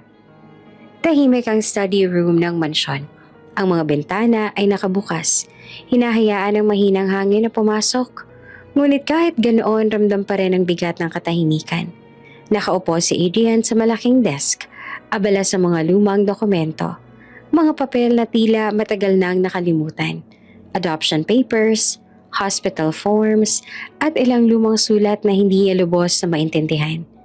Kahit ilang oras na siya nakaupo, tila hindi pa rin maalis sa isip niya ang mga tanong. Bakit tila may tinatago si Lila? Bakit sa bawat pagkakataon na may sugat o pasa, hindi siya lubos na nagsasalita? Mom, Dad, mahina niyang boses kausap sa kabilang linya habang hawak ang isa sa lumang files. May naaalala ho ba kayo sa nanay ko? Napatingin ang mag-asawang Amparo at Benigno, ang adoptive parents ni Adrian. May bahagya namang tensyon sa mga mata nila. Hindi halatang galit, pero may tagong kaba. Bakit mo natanong yan? Sagot ni Benigno at pilit na kalmado. Kasi may nakikita ako. Parang may koneksyon sa isang katulong sa mansyon nila, Riona. Sagot ni Adrian. Hindi pa rin tinitingnan ng mga magulang. Nagpalitan ng tingin sina Amparo at Benigno. May halong kaba at pag-aalala. Pilit nilang iniwas ang kanyang tanong, ngunit malinaw na may alam sila. Adrian, siguro, hindi mo na lang dapat iniisip iyan. Mahinang sabi ni Amparo, pilit na kalmado. Matagal na yon, anak. Ngunit hindi nakinig si Adrian. Pinagpatuloy niyang tingnan ang mga papeles. Ang mga petsa, pangalan ng mga nurse, address ng ospital, bawat detalye ang nakita niya. Dahan-dahang pinagsama-sama sa ulo niya. Sa kabilang banda, si Lila ay abala naman sa kusina. Naghahanda ng hapunan. Tahimik siya, ngunit ramdam niya ang bigat ng mata ng mansyon. Bawat galaw niya, bawat hakbang, iniingat niyang hindi makita ni Riona. Hindi niya gustong magkamali at muling mapagsabihan. Pero higit sa takot sa amo, may tinatagong takot siya sa tanong ni Adrian. Kung matuklasan nito ang kanyang nakaraan, ano kayang magiging reaksyon nito? Para ligtas, iniwas niya si Adrian sa bawat pagkakataon. Kung magkaroon man sila ng mata sa mata, mabilis siyang lumilihis o magpapanggap na abala sa trabaho. Kahit ang pinakamaliit na ngiti, tiniis niyang itago para hindi mapansin ng kanyang amo at para hindi siya ma-reprimand ni Riona. Manang Lila, isang hapon habang nag-aayos siya ng lumang papeles sa opisina, biglang narinig niya ang boses ni Adrian mula sa likod. Pwede ba kitang makausap kahit saglit? Napapikit naman si Lila. Biglang lumamig ang katawan niya. Hindi niya alam kung paano sasagot. Kung pupunta siya, baka muling mainis si Riona. Kung hindi naman, baka mas lalo pang magtataka si Adrian. Sir, abala pa po ako. Mabilis naman niyang sagot. Sabay patuloy sa pag-aayos ng tray ng mga pinggan. Ngunit hindi umalis si Adrian. Tahimik lang siyang nakatayo. Hawak ang isa pang lumang sulat. Parang iniisip, parang pinag-aaralan. Hindi biro ang titig niya, hindi galit. Hindi rin tuwa, suspicious. Si Lila kahit tahimik ramdam ang tensyon. Mabilis siyang lumingon sa tray, nagkunwaring abala. Ngunit bawat galaw niya ay binabantayan ni Adrian. Dumating ng gabi matapos ang hapunan. Ang mga liwanag sa mansyon ay banayad. Nag-iiwan ng mga anino sa dingding. Nakaupo si Adrian sa study room, pinagmamasa ng mga lumang dokumento. Hindi pwede. Bulong niya sa sarili. May something about her. Something connected. Hindi siya sigurado kung bakit siya gano'n ang nararamdaman. Ngunit bawat detalye ng papeles, bawat pangalan na nababasa, may tumitibok sa dibdib niya. Hindi niya maiwasan ang paghihinala. Sa kabilang kwarto, si Lila ay nakahiga sa kama. Hinihigop ang pagod. Tahimik siyang huminga, hawak ang lumang larawan ng sanggol na noon pa man ay tanging alaala niya. Ang kanyang puso ay punong-puno ng kaba at takot. Sa mga sumunod na araw, lumakas ang hinala ni Adrian. Hindi niya direktang tinatanong si Lila tungkol sa kanyang nakaraan. Ngunit bawat galaw, bawat reaksyon nito sa kanya, iniingat niya sa isip. At tuwing gabi, habang inaayos ang lumang kumot na daladala niya mula sa nakaraan, nauupo siya sa gilid ng kama at nagtataka. Bakit ang gano'n ang tingin ni Sir Adrian? Bakit parang may hinahanap siya? Hindi niya maintindihan. Hindi rin niya alam na may mas malalim na dahilan sa likod ng pag-aalala nito. Dahil hindi niya alam ang katotohanang sinusubukang tuklasin ni Adrian. Para kay Lila, ang alam lang niya ay ito. Kapag tumitingin si Adrian, parang may bigat sa dibdib niya na hindi niya maipaliwanag. Hindi niya alam kung awa, concern, o dahil sanay siya na walang pumapansin sa kanya, kaya't nakakatakot kapag may isang tao na hindi agad naniniwala sa mga palusot na Riona. Habang lumilipas ang mga araw, ang tensyon sa mansyon ay lumalaki. Tahimik pero ramdam sa hangin. Si Adrian nakamasid, hindi kumpiyansa sa kwento ni Riona. Si Lila nangingilag, hindi nagtatago ng sikreto. Pero may bangin ng takot sa puso niya sa posibleng isipin ni Adrian kapag nalaman nito kung bakit gano'n na lang siya kaingat at kasarado. Ang bawat hakbang ni Lila ay may kaba. Ang bawat tingin ni Adrian ay may tanong. At kahit walang sino man na nagsasalita ng totoo, pareho nilang naramdaman na may bagay na paparating. Hindi lihim na alam ni Lila, kundi katotohanang hindi niya inaasahan at hindi niya alam kung handa ba siyang harapin. Tahimik ang opisina ni Adrian sa gabi. Ilaw lamang mula sa desk lamp ang nagliliwanag sa mga lumang dokumento at laptop. Nakaupo siya sa likod ng malaking mesa, hawak ang telepono at matiyagang nakikinig sa isang lalaki sa kabilang linya. Ang private investigator. Naiintindihan ko po. Ani Adrian at pilit pinanitiling kalmado ang boses niya. Gusto ko lang pong kumpirmahin ng isang bagay tungkol sa katulong namin. Hindi niyo malalaman. Tumango siya sa sarili, bagamat walang nakakakita. Ang dibdib niya ay parang humihigpit, puno ng tensyon. Sa loob ng maraming araw, hindi niya matanggal sa isip ang nakita niya sa birthmark ni Lila. Ang eksaktong hugis, eksaktong lokasyon, at ang hindi maipaliwanag na pagkakapareho nito sa kanya. Kinabukasan, dumating sa mansyon ang isang lalaki na may suit at maliit na notepad. Mukha siyang profesional, ngunit may halong pagdududa. Sir Adrian, naiintindihan ko ang instructions niyo pero nagsimula siya. Ngunit ano po? Mabilis namang tanong ni Adrian. Bakit ang katulong po ang gusto ninyong imbestigahan? Matamis ngunit halatang nagugulahan ang boses ng detective. Karaniwan corporate matters, fraud o mga business rival ang nare-report. Pero isang katulong ho, hindi ko po maintindihan, sir. Napahinto si Adrian. Tumahimik sandali, pinisil ang kanyang noo. Ramdam ang tensyon sa dibdib. Hindi niya pwedeng ibunyag ang dahilan, hindi pa. Just follow her. Her past, discreetly. Don't let her know. Sagot niya ng mahinahon. Kahit ramdam niya ang bigat ng dibdib. Understood, sir. Pero, muling nagtanong ang detective. Halatang may kaba at duda. Sir, are you sure? You could create problems kung malaman niya. Silence. Sabay hagod sa buhok ni Adrian. Maikli, ngunit mariin. Do as I say. Tumango ang detective. Ngunit ramdam niya sa katawan ni Adrian ang kakaibang tensyon na hindi niya maipaliwanag. Paglabas ng detective, bumalik si Adrian sa kanyang study room. Tahimik siyang naupo sa desk.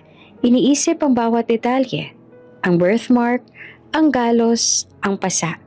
At ang tahimik na takot sa mata ni Lila sa bawat galaw niya. Bumalik sa isip niya ang huling pangyayari sa kusina. Paano siya nakatingin kay Lila habang ginagamot ang sugat? Paano siya namutawi sa bawat galaw nito na parang may kilala sa kanya pero hindi niya maipaliwanag? Napabuntong hininga siya. Bakit nga ba ako ganito? Bulong niya sa sarili.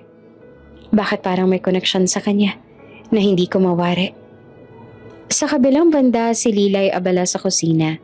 Hindi alam na may lalaking susunod sa bawat kilos niya.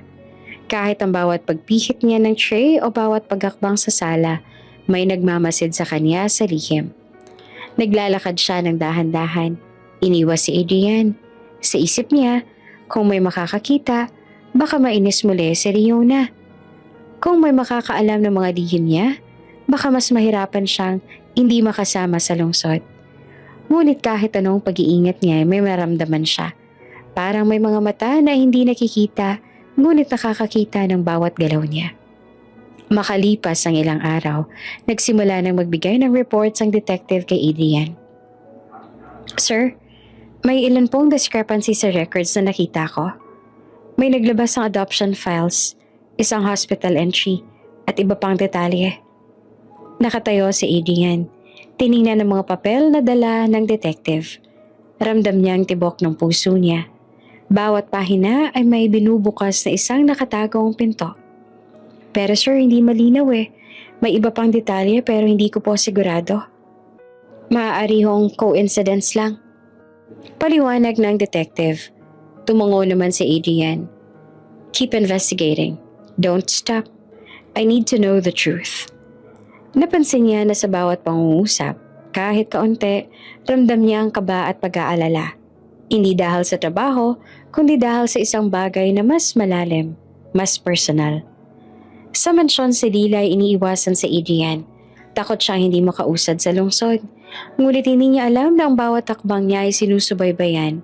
Hindi niyang Riona, hindi ng ibang kasambahay kundi ng lalaki na tahimik na nagtataka. Tahimik na nagsisiyasat at tahimik na naghahanap ng katotohanan. Sa gabi, nakaupo si Adrian sa study room. Muling tinitingnan ang bawat dokumento. Hindi siya nagsasalita. Tahimik siyang nagmumuni-muni. Nanginginig ang dibdib sa bawat maliit na clue. Hindi pa siya nakakasiguro. Hindi pa rin niya makumpirma kung tama ba ang hinala niya. Ngunit isang bagay ang malinaw sa kanya. May lihim nga si Lila. At ang lihim na iyon ay mas malalim at mas malapit kaysa sa anumang akala niya. Sa bawat araw na lumilipas bago ang kasal, lumalaki ang tensyon. Si Adrian tahimik na naghahanap ng sagot. Si Lila tahimik na nagtatako. At sa pagitan nila, may lumalagong misteryo.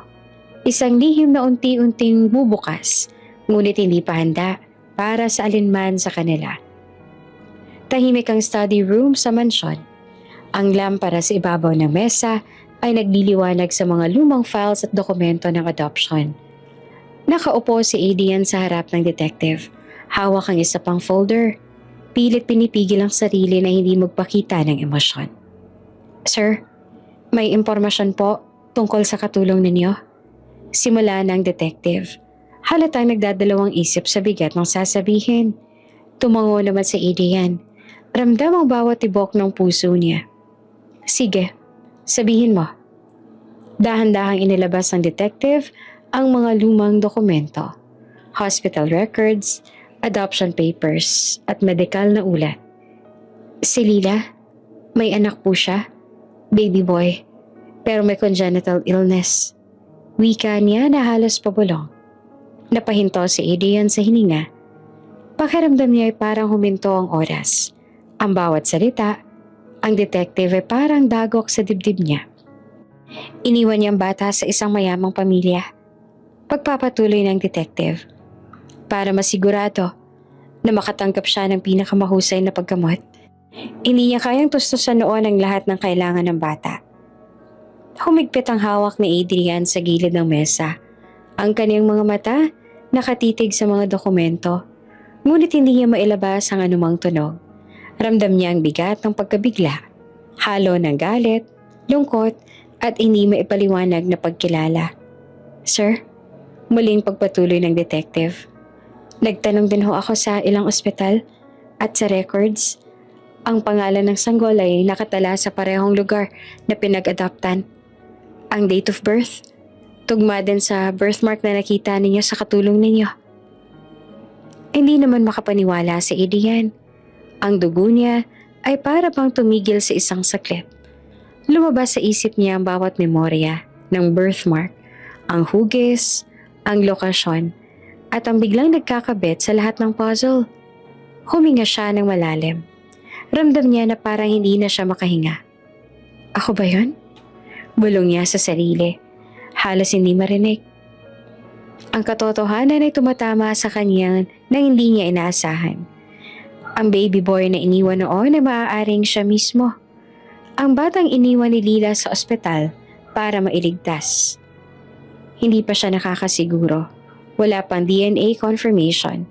Wala pang opisyal na sagot.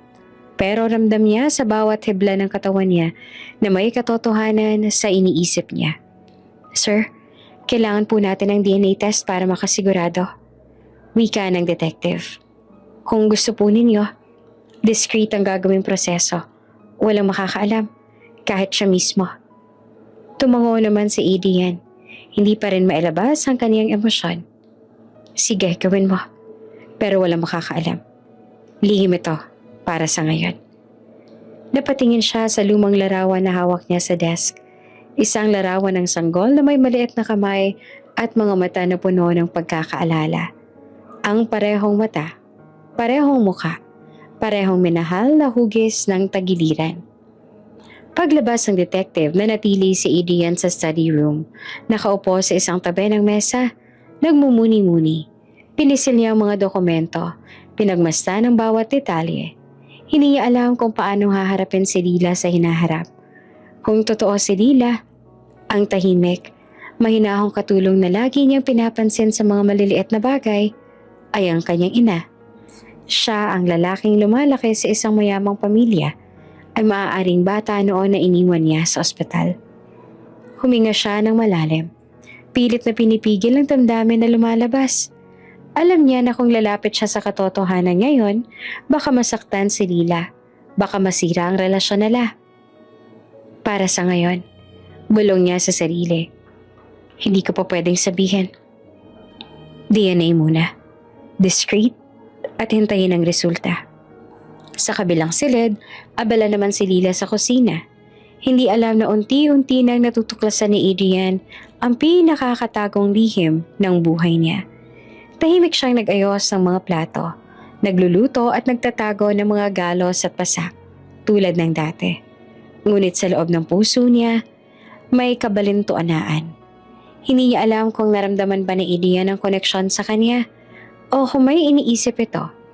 Hindi niya alam kung ang lalaking may lambing sa kanya, ang fiancé na palaging nagmamalasakit, ay unti-unting bumabalik sa nakaraan ng kanyang sariling buhay. Hindi niya pa rin alam kung paano niyang haharapin si Lila. Ngunit sa bawat sandali, bawat galaw ng katulong sa mansyon, bawat pagngiti at bawat pag-iwas, ramdam niya ang koneksyon. Isang lihim na matagal nang tinatago, ngunit unti-unti nang nabubunyag. Ang hininga ni Adrian ay mabigat, punong-puno ng takot at pag-asa. Isa siyang lalaki na alam na may lihim, ngunit hindi pa handang harapin ang buong katotohanan. Lila, bulong niya sa sarili habang tinitingnan ang larawan at mga dokumento. Baka ikaw ang dahilan ng lahat. Baka ikaw ang tunay kong ina. Tahimik ang mansyon, tahimik ang kusina. Ngunit sa puso nila, may unti-unting nagbubukas. Isang lihim na matagal nang itinago, ngunit darating sa liwanag sa tamang panahon. Sa gabing iyon, pareho silang nagtatago ng damdamin. Si Lila sa hiya at takot, si Adrian sa pagkabigla at pagdududa, at sa pagitan nila, lumalaki ang tensyon. Habang ang DNA test ay naghihintay, isang sagot na magbabago sa kanilang buhay magpakailanman. Tahimik ang gabi sa study room ng mansyon. Nakabukas ang laptop ni Adrian sa mesa. Habang nakatayo naman ang detective sa gilid, may hawak na USB files at ilang dokumento. Sir Adrian, lahat po ng CCTV footage na hiningi ninyo, nasa loob ng USB na to. ani ng detective, bahagyang nag-aalangan sa bigat ng laman. Kasama na rin po ang iba pang detalye tungkol sa katulong ninyo. Discreet ho lahat. Tumango si Adrian. Tahimik ngunit halatang tensyonado. Salamat, sagot niya. At walang amik na inalis ang USB. Ipinasok sa laptop. Lumabas ang unang footage sa screen. Tahimik lang ang kuha. Ang hallway ng mansyon, ang liwanag mula sa mga bintana ng gabi. Ngunit ramdam na ramdam ni Adrian ang tensyon sa bawat galaw. Si Riona, kitang-kita ay nagagalit sa maliit na pagkakamali ni Lila. Nakita niya kung paanong sakta ni Riona si Lila. Hinila pababa ang ulo niya habang pinagmumura. Hindi pwede. Bulong ni Adrian sa sarili. Ramdam niya ang init sa dibdib. Halatang galit at lungkot. Si Lila naman tahimik na nakayuko. Hindi na lumalaban. Nagtitiis sa bawat galos at insulto. Sa bawat segundo, ramdam ni Adrian ang sakit na hindi niya kayang tiisin para sa kanya. Nag-click siya sa USB. Lumabas ang isa pang kuha. Mas malinaw ang footage na ito. Sa kusina, si Riona, galit sa isang natapong tasa. Biglang tinulak si Lila pabalik sa mesa. Napaupo naman si Lila sa sahig. Nanginginig habang ang iba pang kasambahay ay nanlalamig sa takot. Ang mga mata ni Adrian ay nanlaki. Halos hindi siya makapaniwala sa nakita niya. Ang babaeng dati niyang minahal, ang fiancé niya, ay tila ibang tao na sa bawat kuha. Hindi siya sinasadyang napapaloob ang kaniyang kamao sa mesa. Tumama ang kamao niya. Nag-vibrate ang keyboard at nagsimulang kumulog ang kaniyang galit. Ang ikatlong footage, mas maikli ngunit mas matindi ang dating. Si Riona sa isang sala, pinagmumumura si Lila. Sumisigaw sa bawat maliit na pagkakamali. Nakita rin ni Adrian ang marahang pagtulog ni Lila sa gilid. Nagtago ang mukha, pinipilit manatiling tahimik. Ang puso ni Adrian ay parang pinipisa ng bawat galaw na iyon. Hindi niya maintindihan kung paano ang babaeng minahal niya na inakala niyang mabait at mahinahon ay maaaring maging ganito sa isang tao. Isang katulong na walang laban, na matagal niya nang pinangangalagaan sa simpleng kabaitan. Riona, bakit mo siya ginagawa ng ganyan? Bulong niya, halatang nanginginig ang tinig. Habang tinitingnan niya ang footage, unti-unting nabubuo sa isip niya ang kabuuan ng nakaraan. Ang mga galaw ni Riona, ang malupit na pagtrato sa katulong, ang paminsan-minsang paggalaw sa kusina, ang malakas na pagtulak at pag-insulto. Lahat ay naging malinaw na pattern. Ang eksena ay parang pinadalang sugat ng puso niya. Ang mga paniniwala niya sa kanyang fiancé, ang pagiging mabait, mahinahon, mapagmahal, at unti-unti nabubuwag. Hindi ko siya kilala, bulong ni Adrian, at napapailing.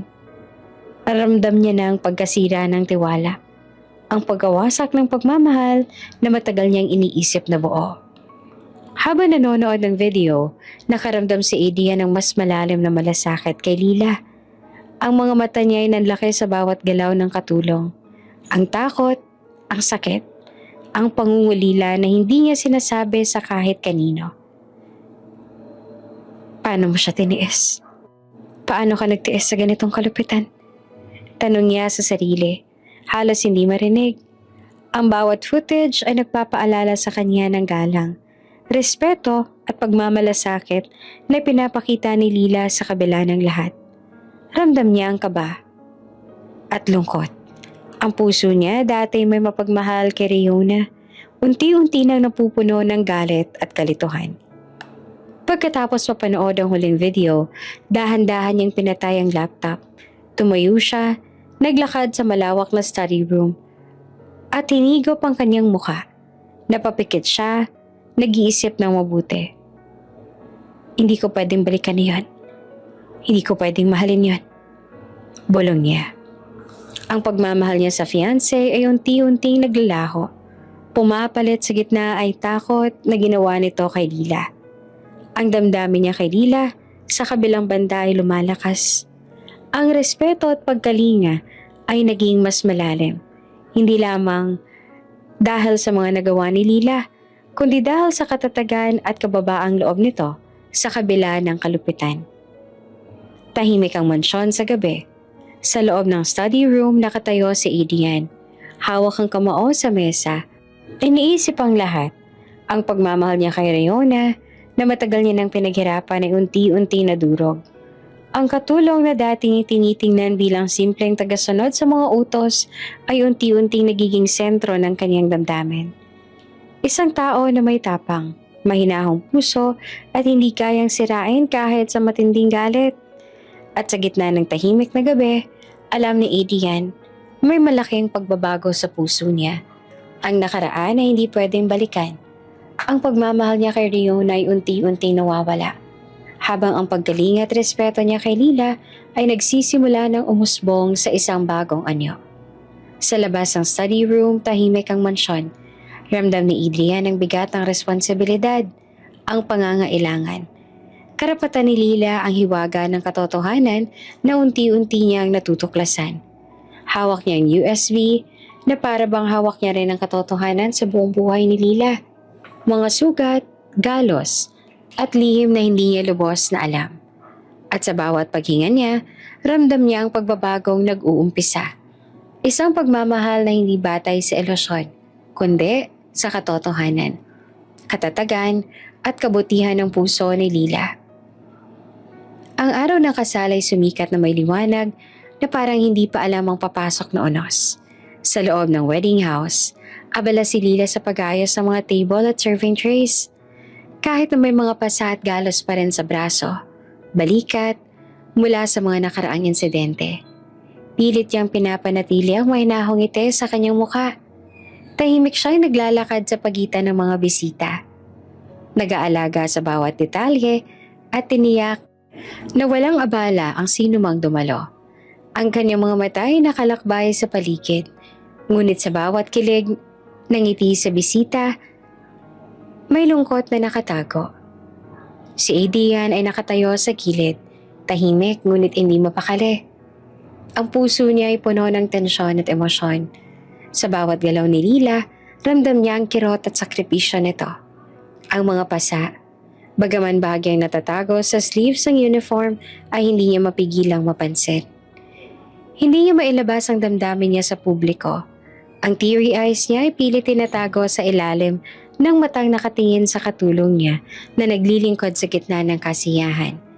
Sa bawat tray na hawak ni Lila, sa bawat ngiti na binibigay niya sa bisita, tila sinasabi nito ang lahat ng hindi niya mailarawan. Ang kababaang loob, katatagan at tapang. Hindi ka pa handa. Bulong niya sa sarili. Hindi pwede ngayon. Kailangan muna ng hustisya para sa totoong ina ko. Si Rio na naman nakasuot ng puting gown na elegante at kumikislap. Hindi mapakali sa bawat sandali. Napapansin niya ang kakaibang titig ni Adrian kay Lila. Ang mga halatang ngiti sa mata, ang pagbabantay sa bawat galaw nito. Bakit parang sobrang atensyon niya sa kanya? Tanong niya sa sarili. Habang pilit pinapantay ang make-up at tinaayos ang buhok, ramdam niya ang pangamba. Isang kakaibang kaba na hindi niya naranasan dati. Ang mga mata niya ay sumusunod kay Lila sa bawat hakbang, at ang bawat kilos ng katulong ay para bang binabantayan ang bawat galaw niya. Ang kanyang puso dati ay puno ng kumpiyansa bilang fiancé ni Adrian. Ngayon ay napuno na ng pagdududa at paranoia. Habang naglilingkod sa mga bisita, napansin ni Lila ang madilim na tingin ni Riona sa kanya. Huminga siya ng malalim, iniwas ang tingin at nagpatuloy sa trabaho. Hindi niya gustong mag-init ng sitwasyon sa gitna ng kasiyahan. Sa bawat ngiti na pinipilit niyang ipakita, may bahagyang kirot sa puso. Ang mga galos sa kanyang balat ay paulit-ulit niyang pinapasan. Ngunit hindi niya pinapayagan ang sakit na iyon na maging hadlang sa trabaho. Para kay Adrian, pinipilit niyang manatiling maayos. Kahit ang buong katawan niya ay nagrereklamo sa hirap. Sa labas naman ng wedding house, unti-unting nagbabalik ang ulap sa kalangitan. Ang simoy ng hangin ay may halong malamig at paunang babala ng paparating na bagyo. Kahit na hindi direkta, ramdam ang simbolo ng unos sa loob ng mansyon. Isang tensyon na palihim, ngunit unti-unting lumalakas. Ang bawat galaw ni Adrian at Riona, pati na rin ang bawat kilos ni Lila, ay tila babahagi ng isang laro. Tahimik ang ballroom, ngunit ramdam ang tensyon sa bawat sulok. Ang mga bisita abala sa kasiyahan, hindi alam ang papalapit na bagyo. Figuratively at literally. Nakaupo si Adrian sa gilid ng hall, hindi makakilos ng lantaran. Ang mga luha sa kanyang mata ay hindi niya mailabas. Pinipigilan niya ang sarili na hindi kaagad lapitan si Lila. Hindi kaagad sabihin ang totoong nararamdaman. Kailangan muna ng hustisya. Bulong niya sa sarili. Hindi pa ngayon. Kailangan ko maprotektahan ang aking ina. Ngunit sa bawat segundo, lumalapit ang damdamin niya kay Lila. Ang kanyang puso ay pilit na nagtataglay ng emosyon, pagmamahal, respeto, at ang hindi maipaliwanag na koneksyon na nagsisimulang sumiklab. Si Riona ay naglalakad sa gilid, halatang natataranta. Ang kanyang mga mata ay sumusunod kay Lila at ang bawat pagkilos ng katulong ay parang nagbabadya ng panganib sa kanyang relasyon kay Adrian. Hindi niya alam na sa likod ng tahimik na ngiti ni Lila may lihim na unti-unting nabubunyag. Ang video sa CCTV, ang mga adoption papers, at ang mga galos na pasa na dati tinatakpan ng simpleng pagpipigil ng luha. Lahat ay nagiging dahilan upang unti-unti ring lumitaw ang katotohanan sa harap ni Adrian. Habang lumilipad ang mga ulap sa labas at unti-unting humahagod ang malamig na simoy ng hangin, ramdam ng lahat na may paparating na pagbabago. Ang pagmamahal ni Adrian kay Riona ay unti-unting natutunaw. Ang tensyon sa pagitan ng tatlo ay unti-unting lumalakas. Si Lila, kahit abala sa trabaho, ay may bahagyang ngiti sa labi. Hindi dahil sa kasiyahan, kundi dahil sa maliit na pag-asa na unti-unti niyang nadarama. Ang kanyang puso, kahit pagod at sugatan, ay nagtataglay ng tapang at determinasyon. Tahimik ang ballroom sa kabila ng kasiyahan. Ang mga bisita ay masaya, ngunit ang tatlong tao sa gitna ng kwento, sina Adrian, Lila at Riona, ay ramdamang paparating na unos. Ang tensyon ay malapit ng sumabog at ang bawat sandali ay tila naghahanda sa malaking pagbabago. Ang araw ng kasal ay hindi lamang tungkol sa pag-iisang dibdib. Ito rin ay araw ng mga lihim na unti-unting lilitaw, mga damdaming hindi mailarawan, at mga pagpili na magbabago sa kanilang lahat. Ang bagyo ay dumating, figuratively sa puso at literally sa kalangitan. Ang mansyon ay tahimik, ngunit ang bawat galaw ay nagbabadya ng paparating na unos. At sa gitna ng lahat, nakatayo si Adrian. Nakatingin kay Lila, hawak ang damdamin na handang sumiklab, ngunit pinipigil. Hinihintay ang tamang oras para sa hustisya at katotohanan. Ang araw ng kasal ay nasa rurok na. Ang aisle ay pinalamutian ng puting bulaklak at ribbons na kumikislap sa liwanag ng hapon. Ngunit sa loob ng wedding house, isang lihim ang unti-unti nagbubukas sa pinaka-personal na paraan. Si Adrian ay nakatayo sa isang room, hawak ang cellphone na may mensahe mula sa laboratorio. Tahimik siyang huminga bago binuksan ang mensahe. Ang puso niya ay tumibok ng mabilis. Ramdam niya ang malamig na simoy ng hangin sa dibdib. DNA test confirmed. Katugma. Lila is your biological mother. Sandali, walang narinig si Adrian kundi ang tibok ng puso niya. Ang mga luha ay biglang dumalay sa kanyang pisngi. Hindi niya mapigilang humagulgol. Ang lahat ng tanong, lahat ng pangarap, lahat ng sakit. Bigla ito nagbalik sa kanya. Nanay. Nanay. Bulong niya sa sarili. Ramdam ang lahat ng emosyon na matagal niyang tinatago. Ang lalaki na palaging matatag sa harap ng ibang tao, ngayon ay para ng bata. Bumagsak sa sahig, hawak ang ulo, umiiyak ng malakas. Hindi niya alam kung paanong haharapin ang katotohanan. Ang babae na pinaglilingkuran siya tinuturing na katulong, ang tahimik, mahinahong si Lila ay ang mismong ina pala na matagal nang iniwan at minahal. Sa eksaktong sandaling iyon, pumasok si Riona sa room. Halatang nagulat sa nakita. Adrian, bakit ka umiiyak? Ayusin mo nga yung sarili mo. Sigaw niya at ang tono ay galit na puno ng demand. Hindi niya maintindihan ang biglaang pagbagsak ng lalaki. Sa mata niya, ito ay kahinaan. Isang hindi dapat pinapakita sa ganitong okasyon. Ngunit si Adrian, kahit na basahan sa luha, ay biglang tumayo. Ang kanyang mga mata ay nagliliyab ng galit. Hindi na sa kanya, para kay Riona, kundi para sa lahat ng ginawa nito sa katulong niya at sa kanyang tunay na ina. Hindi mo naiintindihan, Riona, sigaw ni Adrian. Ang bawat salita ay may halong pighati at galit. Hindi to tungkol sa iyo. Hindi mo alam ang lahat ng ginawa mo sa kanya. Sa kanya na matagal nang pinaglilingkuran ka. Ang nanay ko. Si Riona naman ay nagulat sa biglang pagsabog ng emosyon ni Adrian. Ang kanyang kumpiyansa ay unti-unting nabuwag. Ano? Anong sinasabi mo? Tanong niya at halatang natataranta.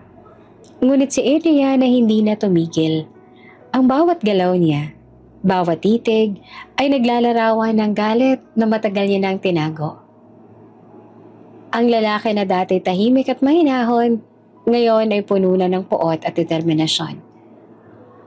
Habang nagaganap ang tensyon sa study room, si Lila naman ay tahimik na nasa gilid. Hindi siya nakikipagkomento.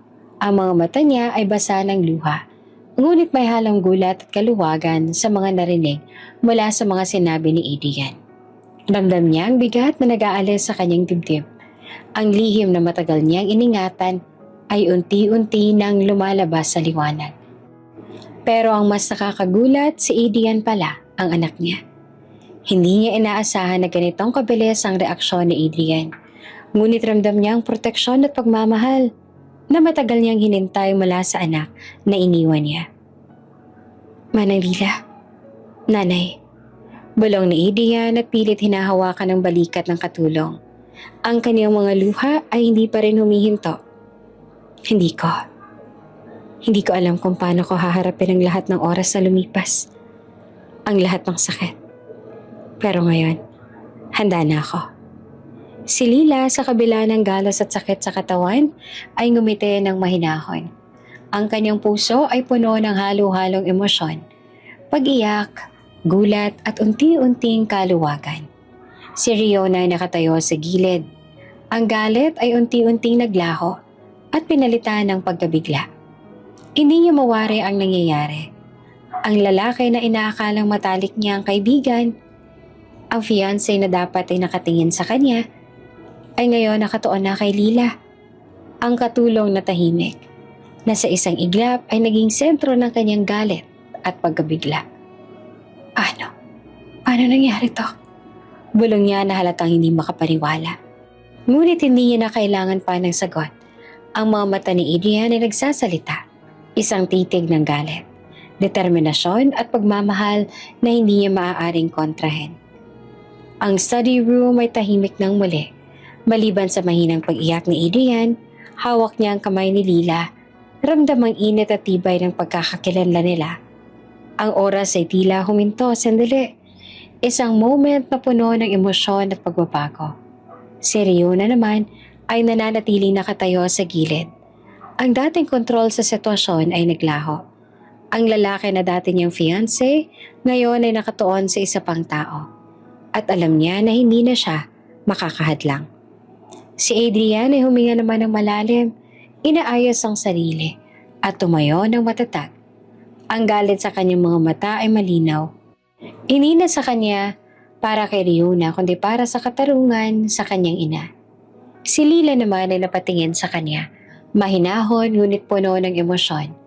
Ang mga sugat at galos ay paalala ng lahat ng tiniis niya. Ngunit ngayon, sa sandaling iyon, ramdam niya ng proteksyon, pagmamahal, pagkilala mula sa anak na matagal niyang iniwan. Sa labas ng study room, Ang aisle ay naghihintay. Ngunit bago makalakad si Riona, bago magsimula ang seremonya, ang katotohanan ay lumitaw. Sa isang bagong kapangyarihan ng damdamin, galit at pagmamahal. At sa sandaling iyon, si Adrian ay handa na. Hindi para kay Riona, kundi para sa ina niyang si Lila. Dahan-dahang lumapit si Adrian kay Lila. Ang bawat takbang ay puno ng pangangalaga at pagmamalasakit. Nanay, hawak ang kamay niya ay ramdam ang takot at pagod ng katulong. Si Lila, sa lakas ng emosyon, ay hindi na nakayanan ng bigat. Bumagsak siya sa sahig. Umiiyak ng walang tigil. Ang mga luha ay dumadaloy kasama ang mga hibla ng galos at sugat sa braso at balikat. Pinamigay kita kasi wala akong pera na pambuhay sa'yo, anak. Umiiyak niyang sambit. Ang tinig nito ay puno ng pagsisisi at sakit. Pasensya ka na, anak. Patawarin mo ako. Hindi naman nagdalawang isip si Adrian. Hinawakan niya si Lila, niyakap ng mahigpit. Ramdam ang bawat galos at galit na naipon sa katawan ng kanyang ina. Wala kang kasalanan, ma. Bulong niya sa kanya. Ang tinig ay puno ng katiyakan at pagmamahal. Ngayon, uuwi ka na sa akin. Hindi ka na magtitiis. Hindi na kita hahayaang saktan pa ng iba. Si Lila naman ay hindi na nakayanan ng emosyon. Humagulgol siya habang niyakap siya ni Adrian. Ang kanilang halik ay hindi romantiko, kundi puno ng damdamin. Pagkilala, pag-ibig ng ina at anak, at pagbabalik ng tiwala sa isa't isa. Ang kasal na Riona at Adrian ay opisyal ng kanselado. Si Riona, humaharap sa mga bisita na may galit at kahihiyan. Agad na inaresto ng pulis para sa pang-aabuso at panggigipit sa katulong. Ang mga bisita naman ay nagulat at may halong simpatya para kay Lila. Maraming humanga sa tapang ni Adrian, sa katatagan ni Lila, at sa katotohanang lumitaw sa pinakamahalagang araw ng kasal. Pagkatapos ng kaguluhan, dinala ni Adrian si Lila sa kanyang bahay upang ipakilala sa kanyang adoptive parents. Ang adoptive parents ay nagulat naman sa kanyang pagdating. Ngunit nang makita nila si Lila, walang imik. Ang nagtagal bago bumuhos ang luha sa kanilang mga mata. Welcome home, Lila. Bulong ng isa sa kanila. Yakap na puno ng pagmamahal. Salamat sa anak namin. At ngayon, ikaw ay bahagi na ng pamilya namin. Si Lila umiiyak ngunit gumiti sa gitna ng mga yakap. Ramdam ang init at pagmamahal. Ang kanyang puso na matagal nang sugatan ay unti-unting naghilom sa piling ng anak at ng bagong pamilya. Sa labas ng bahay, tahimik ang paligid. Ang araw ay lumulubog sa malambot na liwanag. Tila nagpapahiwatig ng bagong simula. Si Adrian ay tumingin kay Lila. Hawak ang kamay niya at ang mga mata niya ay puno ng katiyakan. Wala nang iwanan, Nay. Sabi niya at ang tinig ay matatag, puno ng pangako. Ngayon, magsisimula na tayong muli. Magkasama, buo. Si Lila ay ngumiti kahit may luha sa mata. Ang sugat sa katawan at puso niya ay unti-unti nang napapalitan ng pag-ibig at katiyakan. Sa wakas, ang ina at anak ay muling nagtagpo. Handa nang harapin ang bagong buhay. Magkasama, buo, at may pagmamahal na hindi matitinag. Ang mansyon, dating puno ng lihim at galit, ngayon ay puno na ng katahimikan, kaluwagan, at panibagong simula. Ang kasal ay nabigo, ngunit ang tunay na pagkakakilanlan, hustisya at pagmamahal ay nanalo. Si Adrian at Lila ay magkasama. Habang ang nakaraan ni Lila ay unti-unting nagiging alaala ng tapang at sakripisyo na sa wakas, nakilala at napahalagahan. Bago ka pa lang sa channel neto, ibang kwento ni Ate Jane, istorya mo, ikwento ko. Huwag kalimutang pindutin ang notification bell at subscribe button.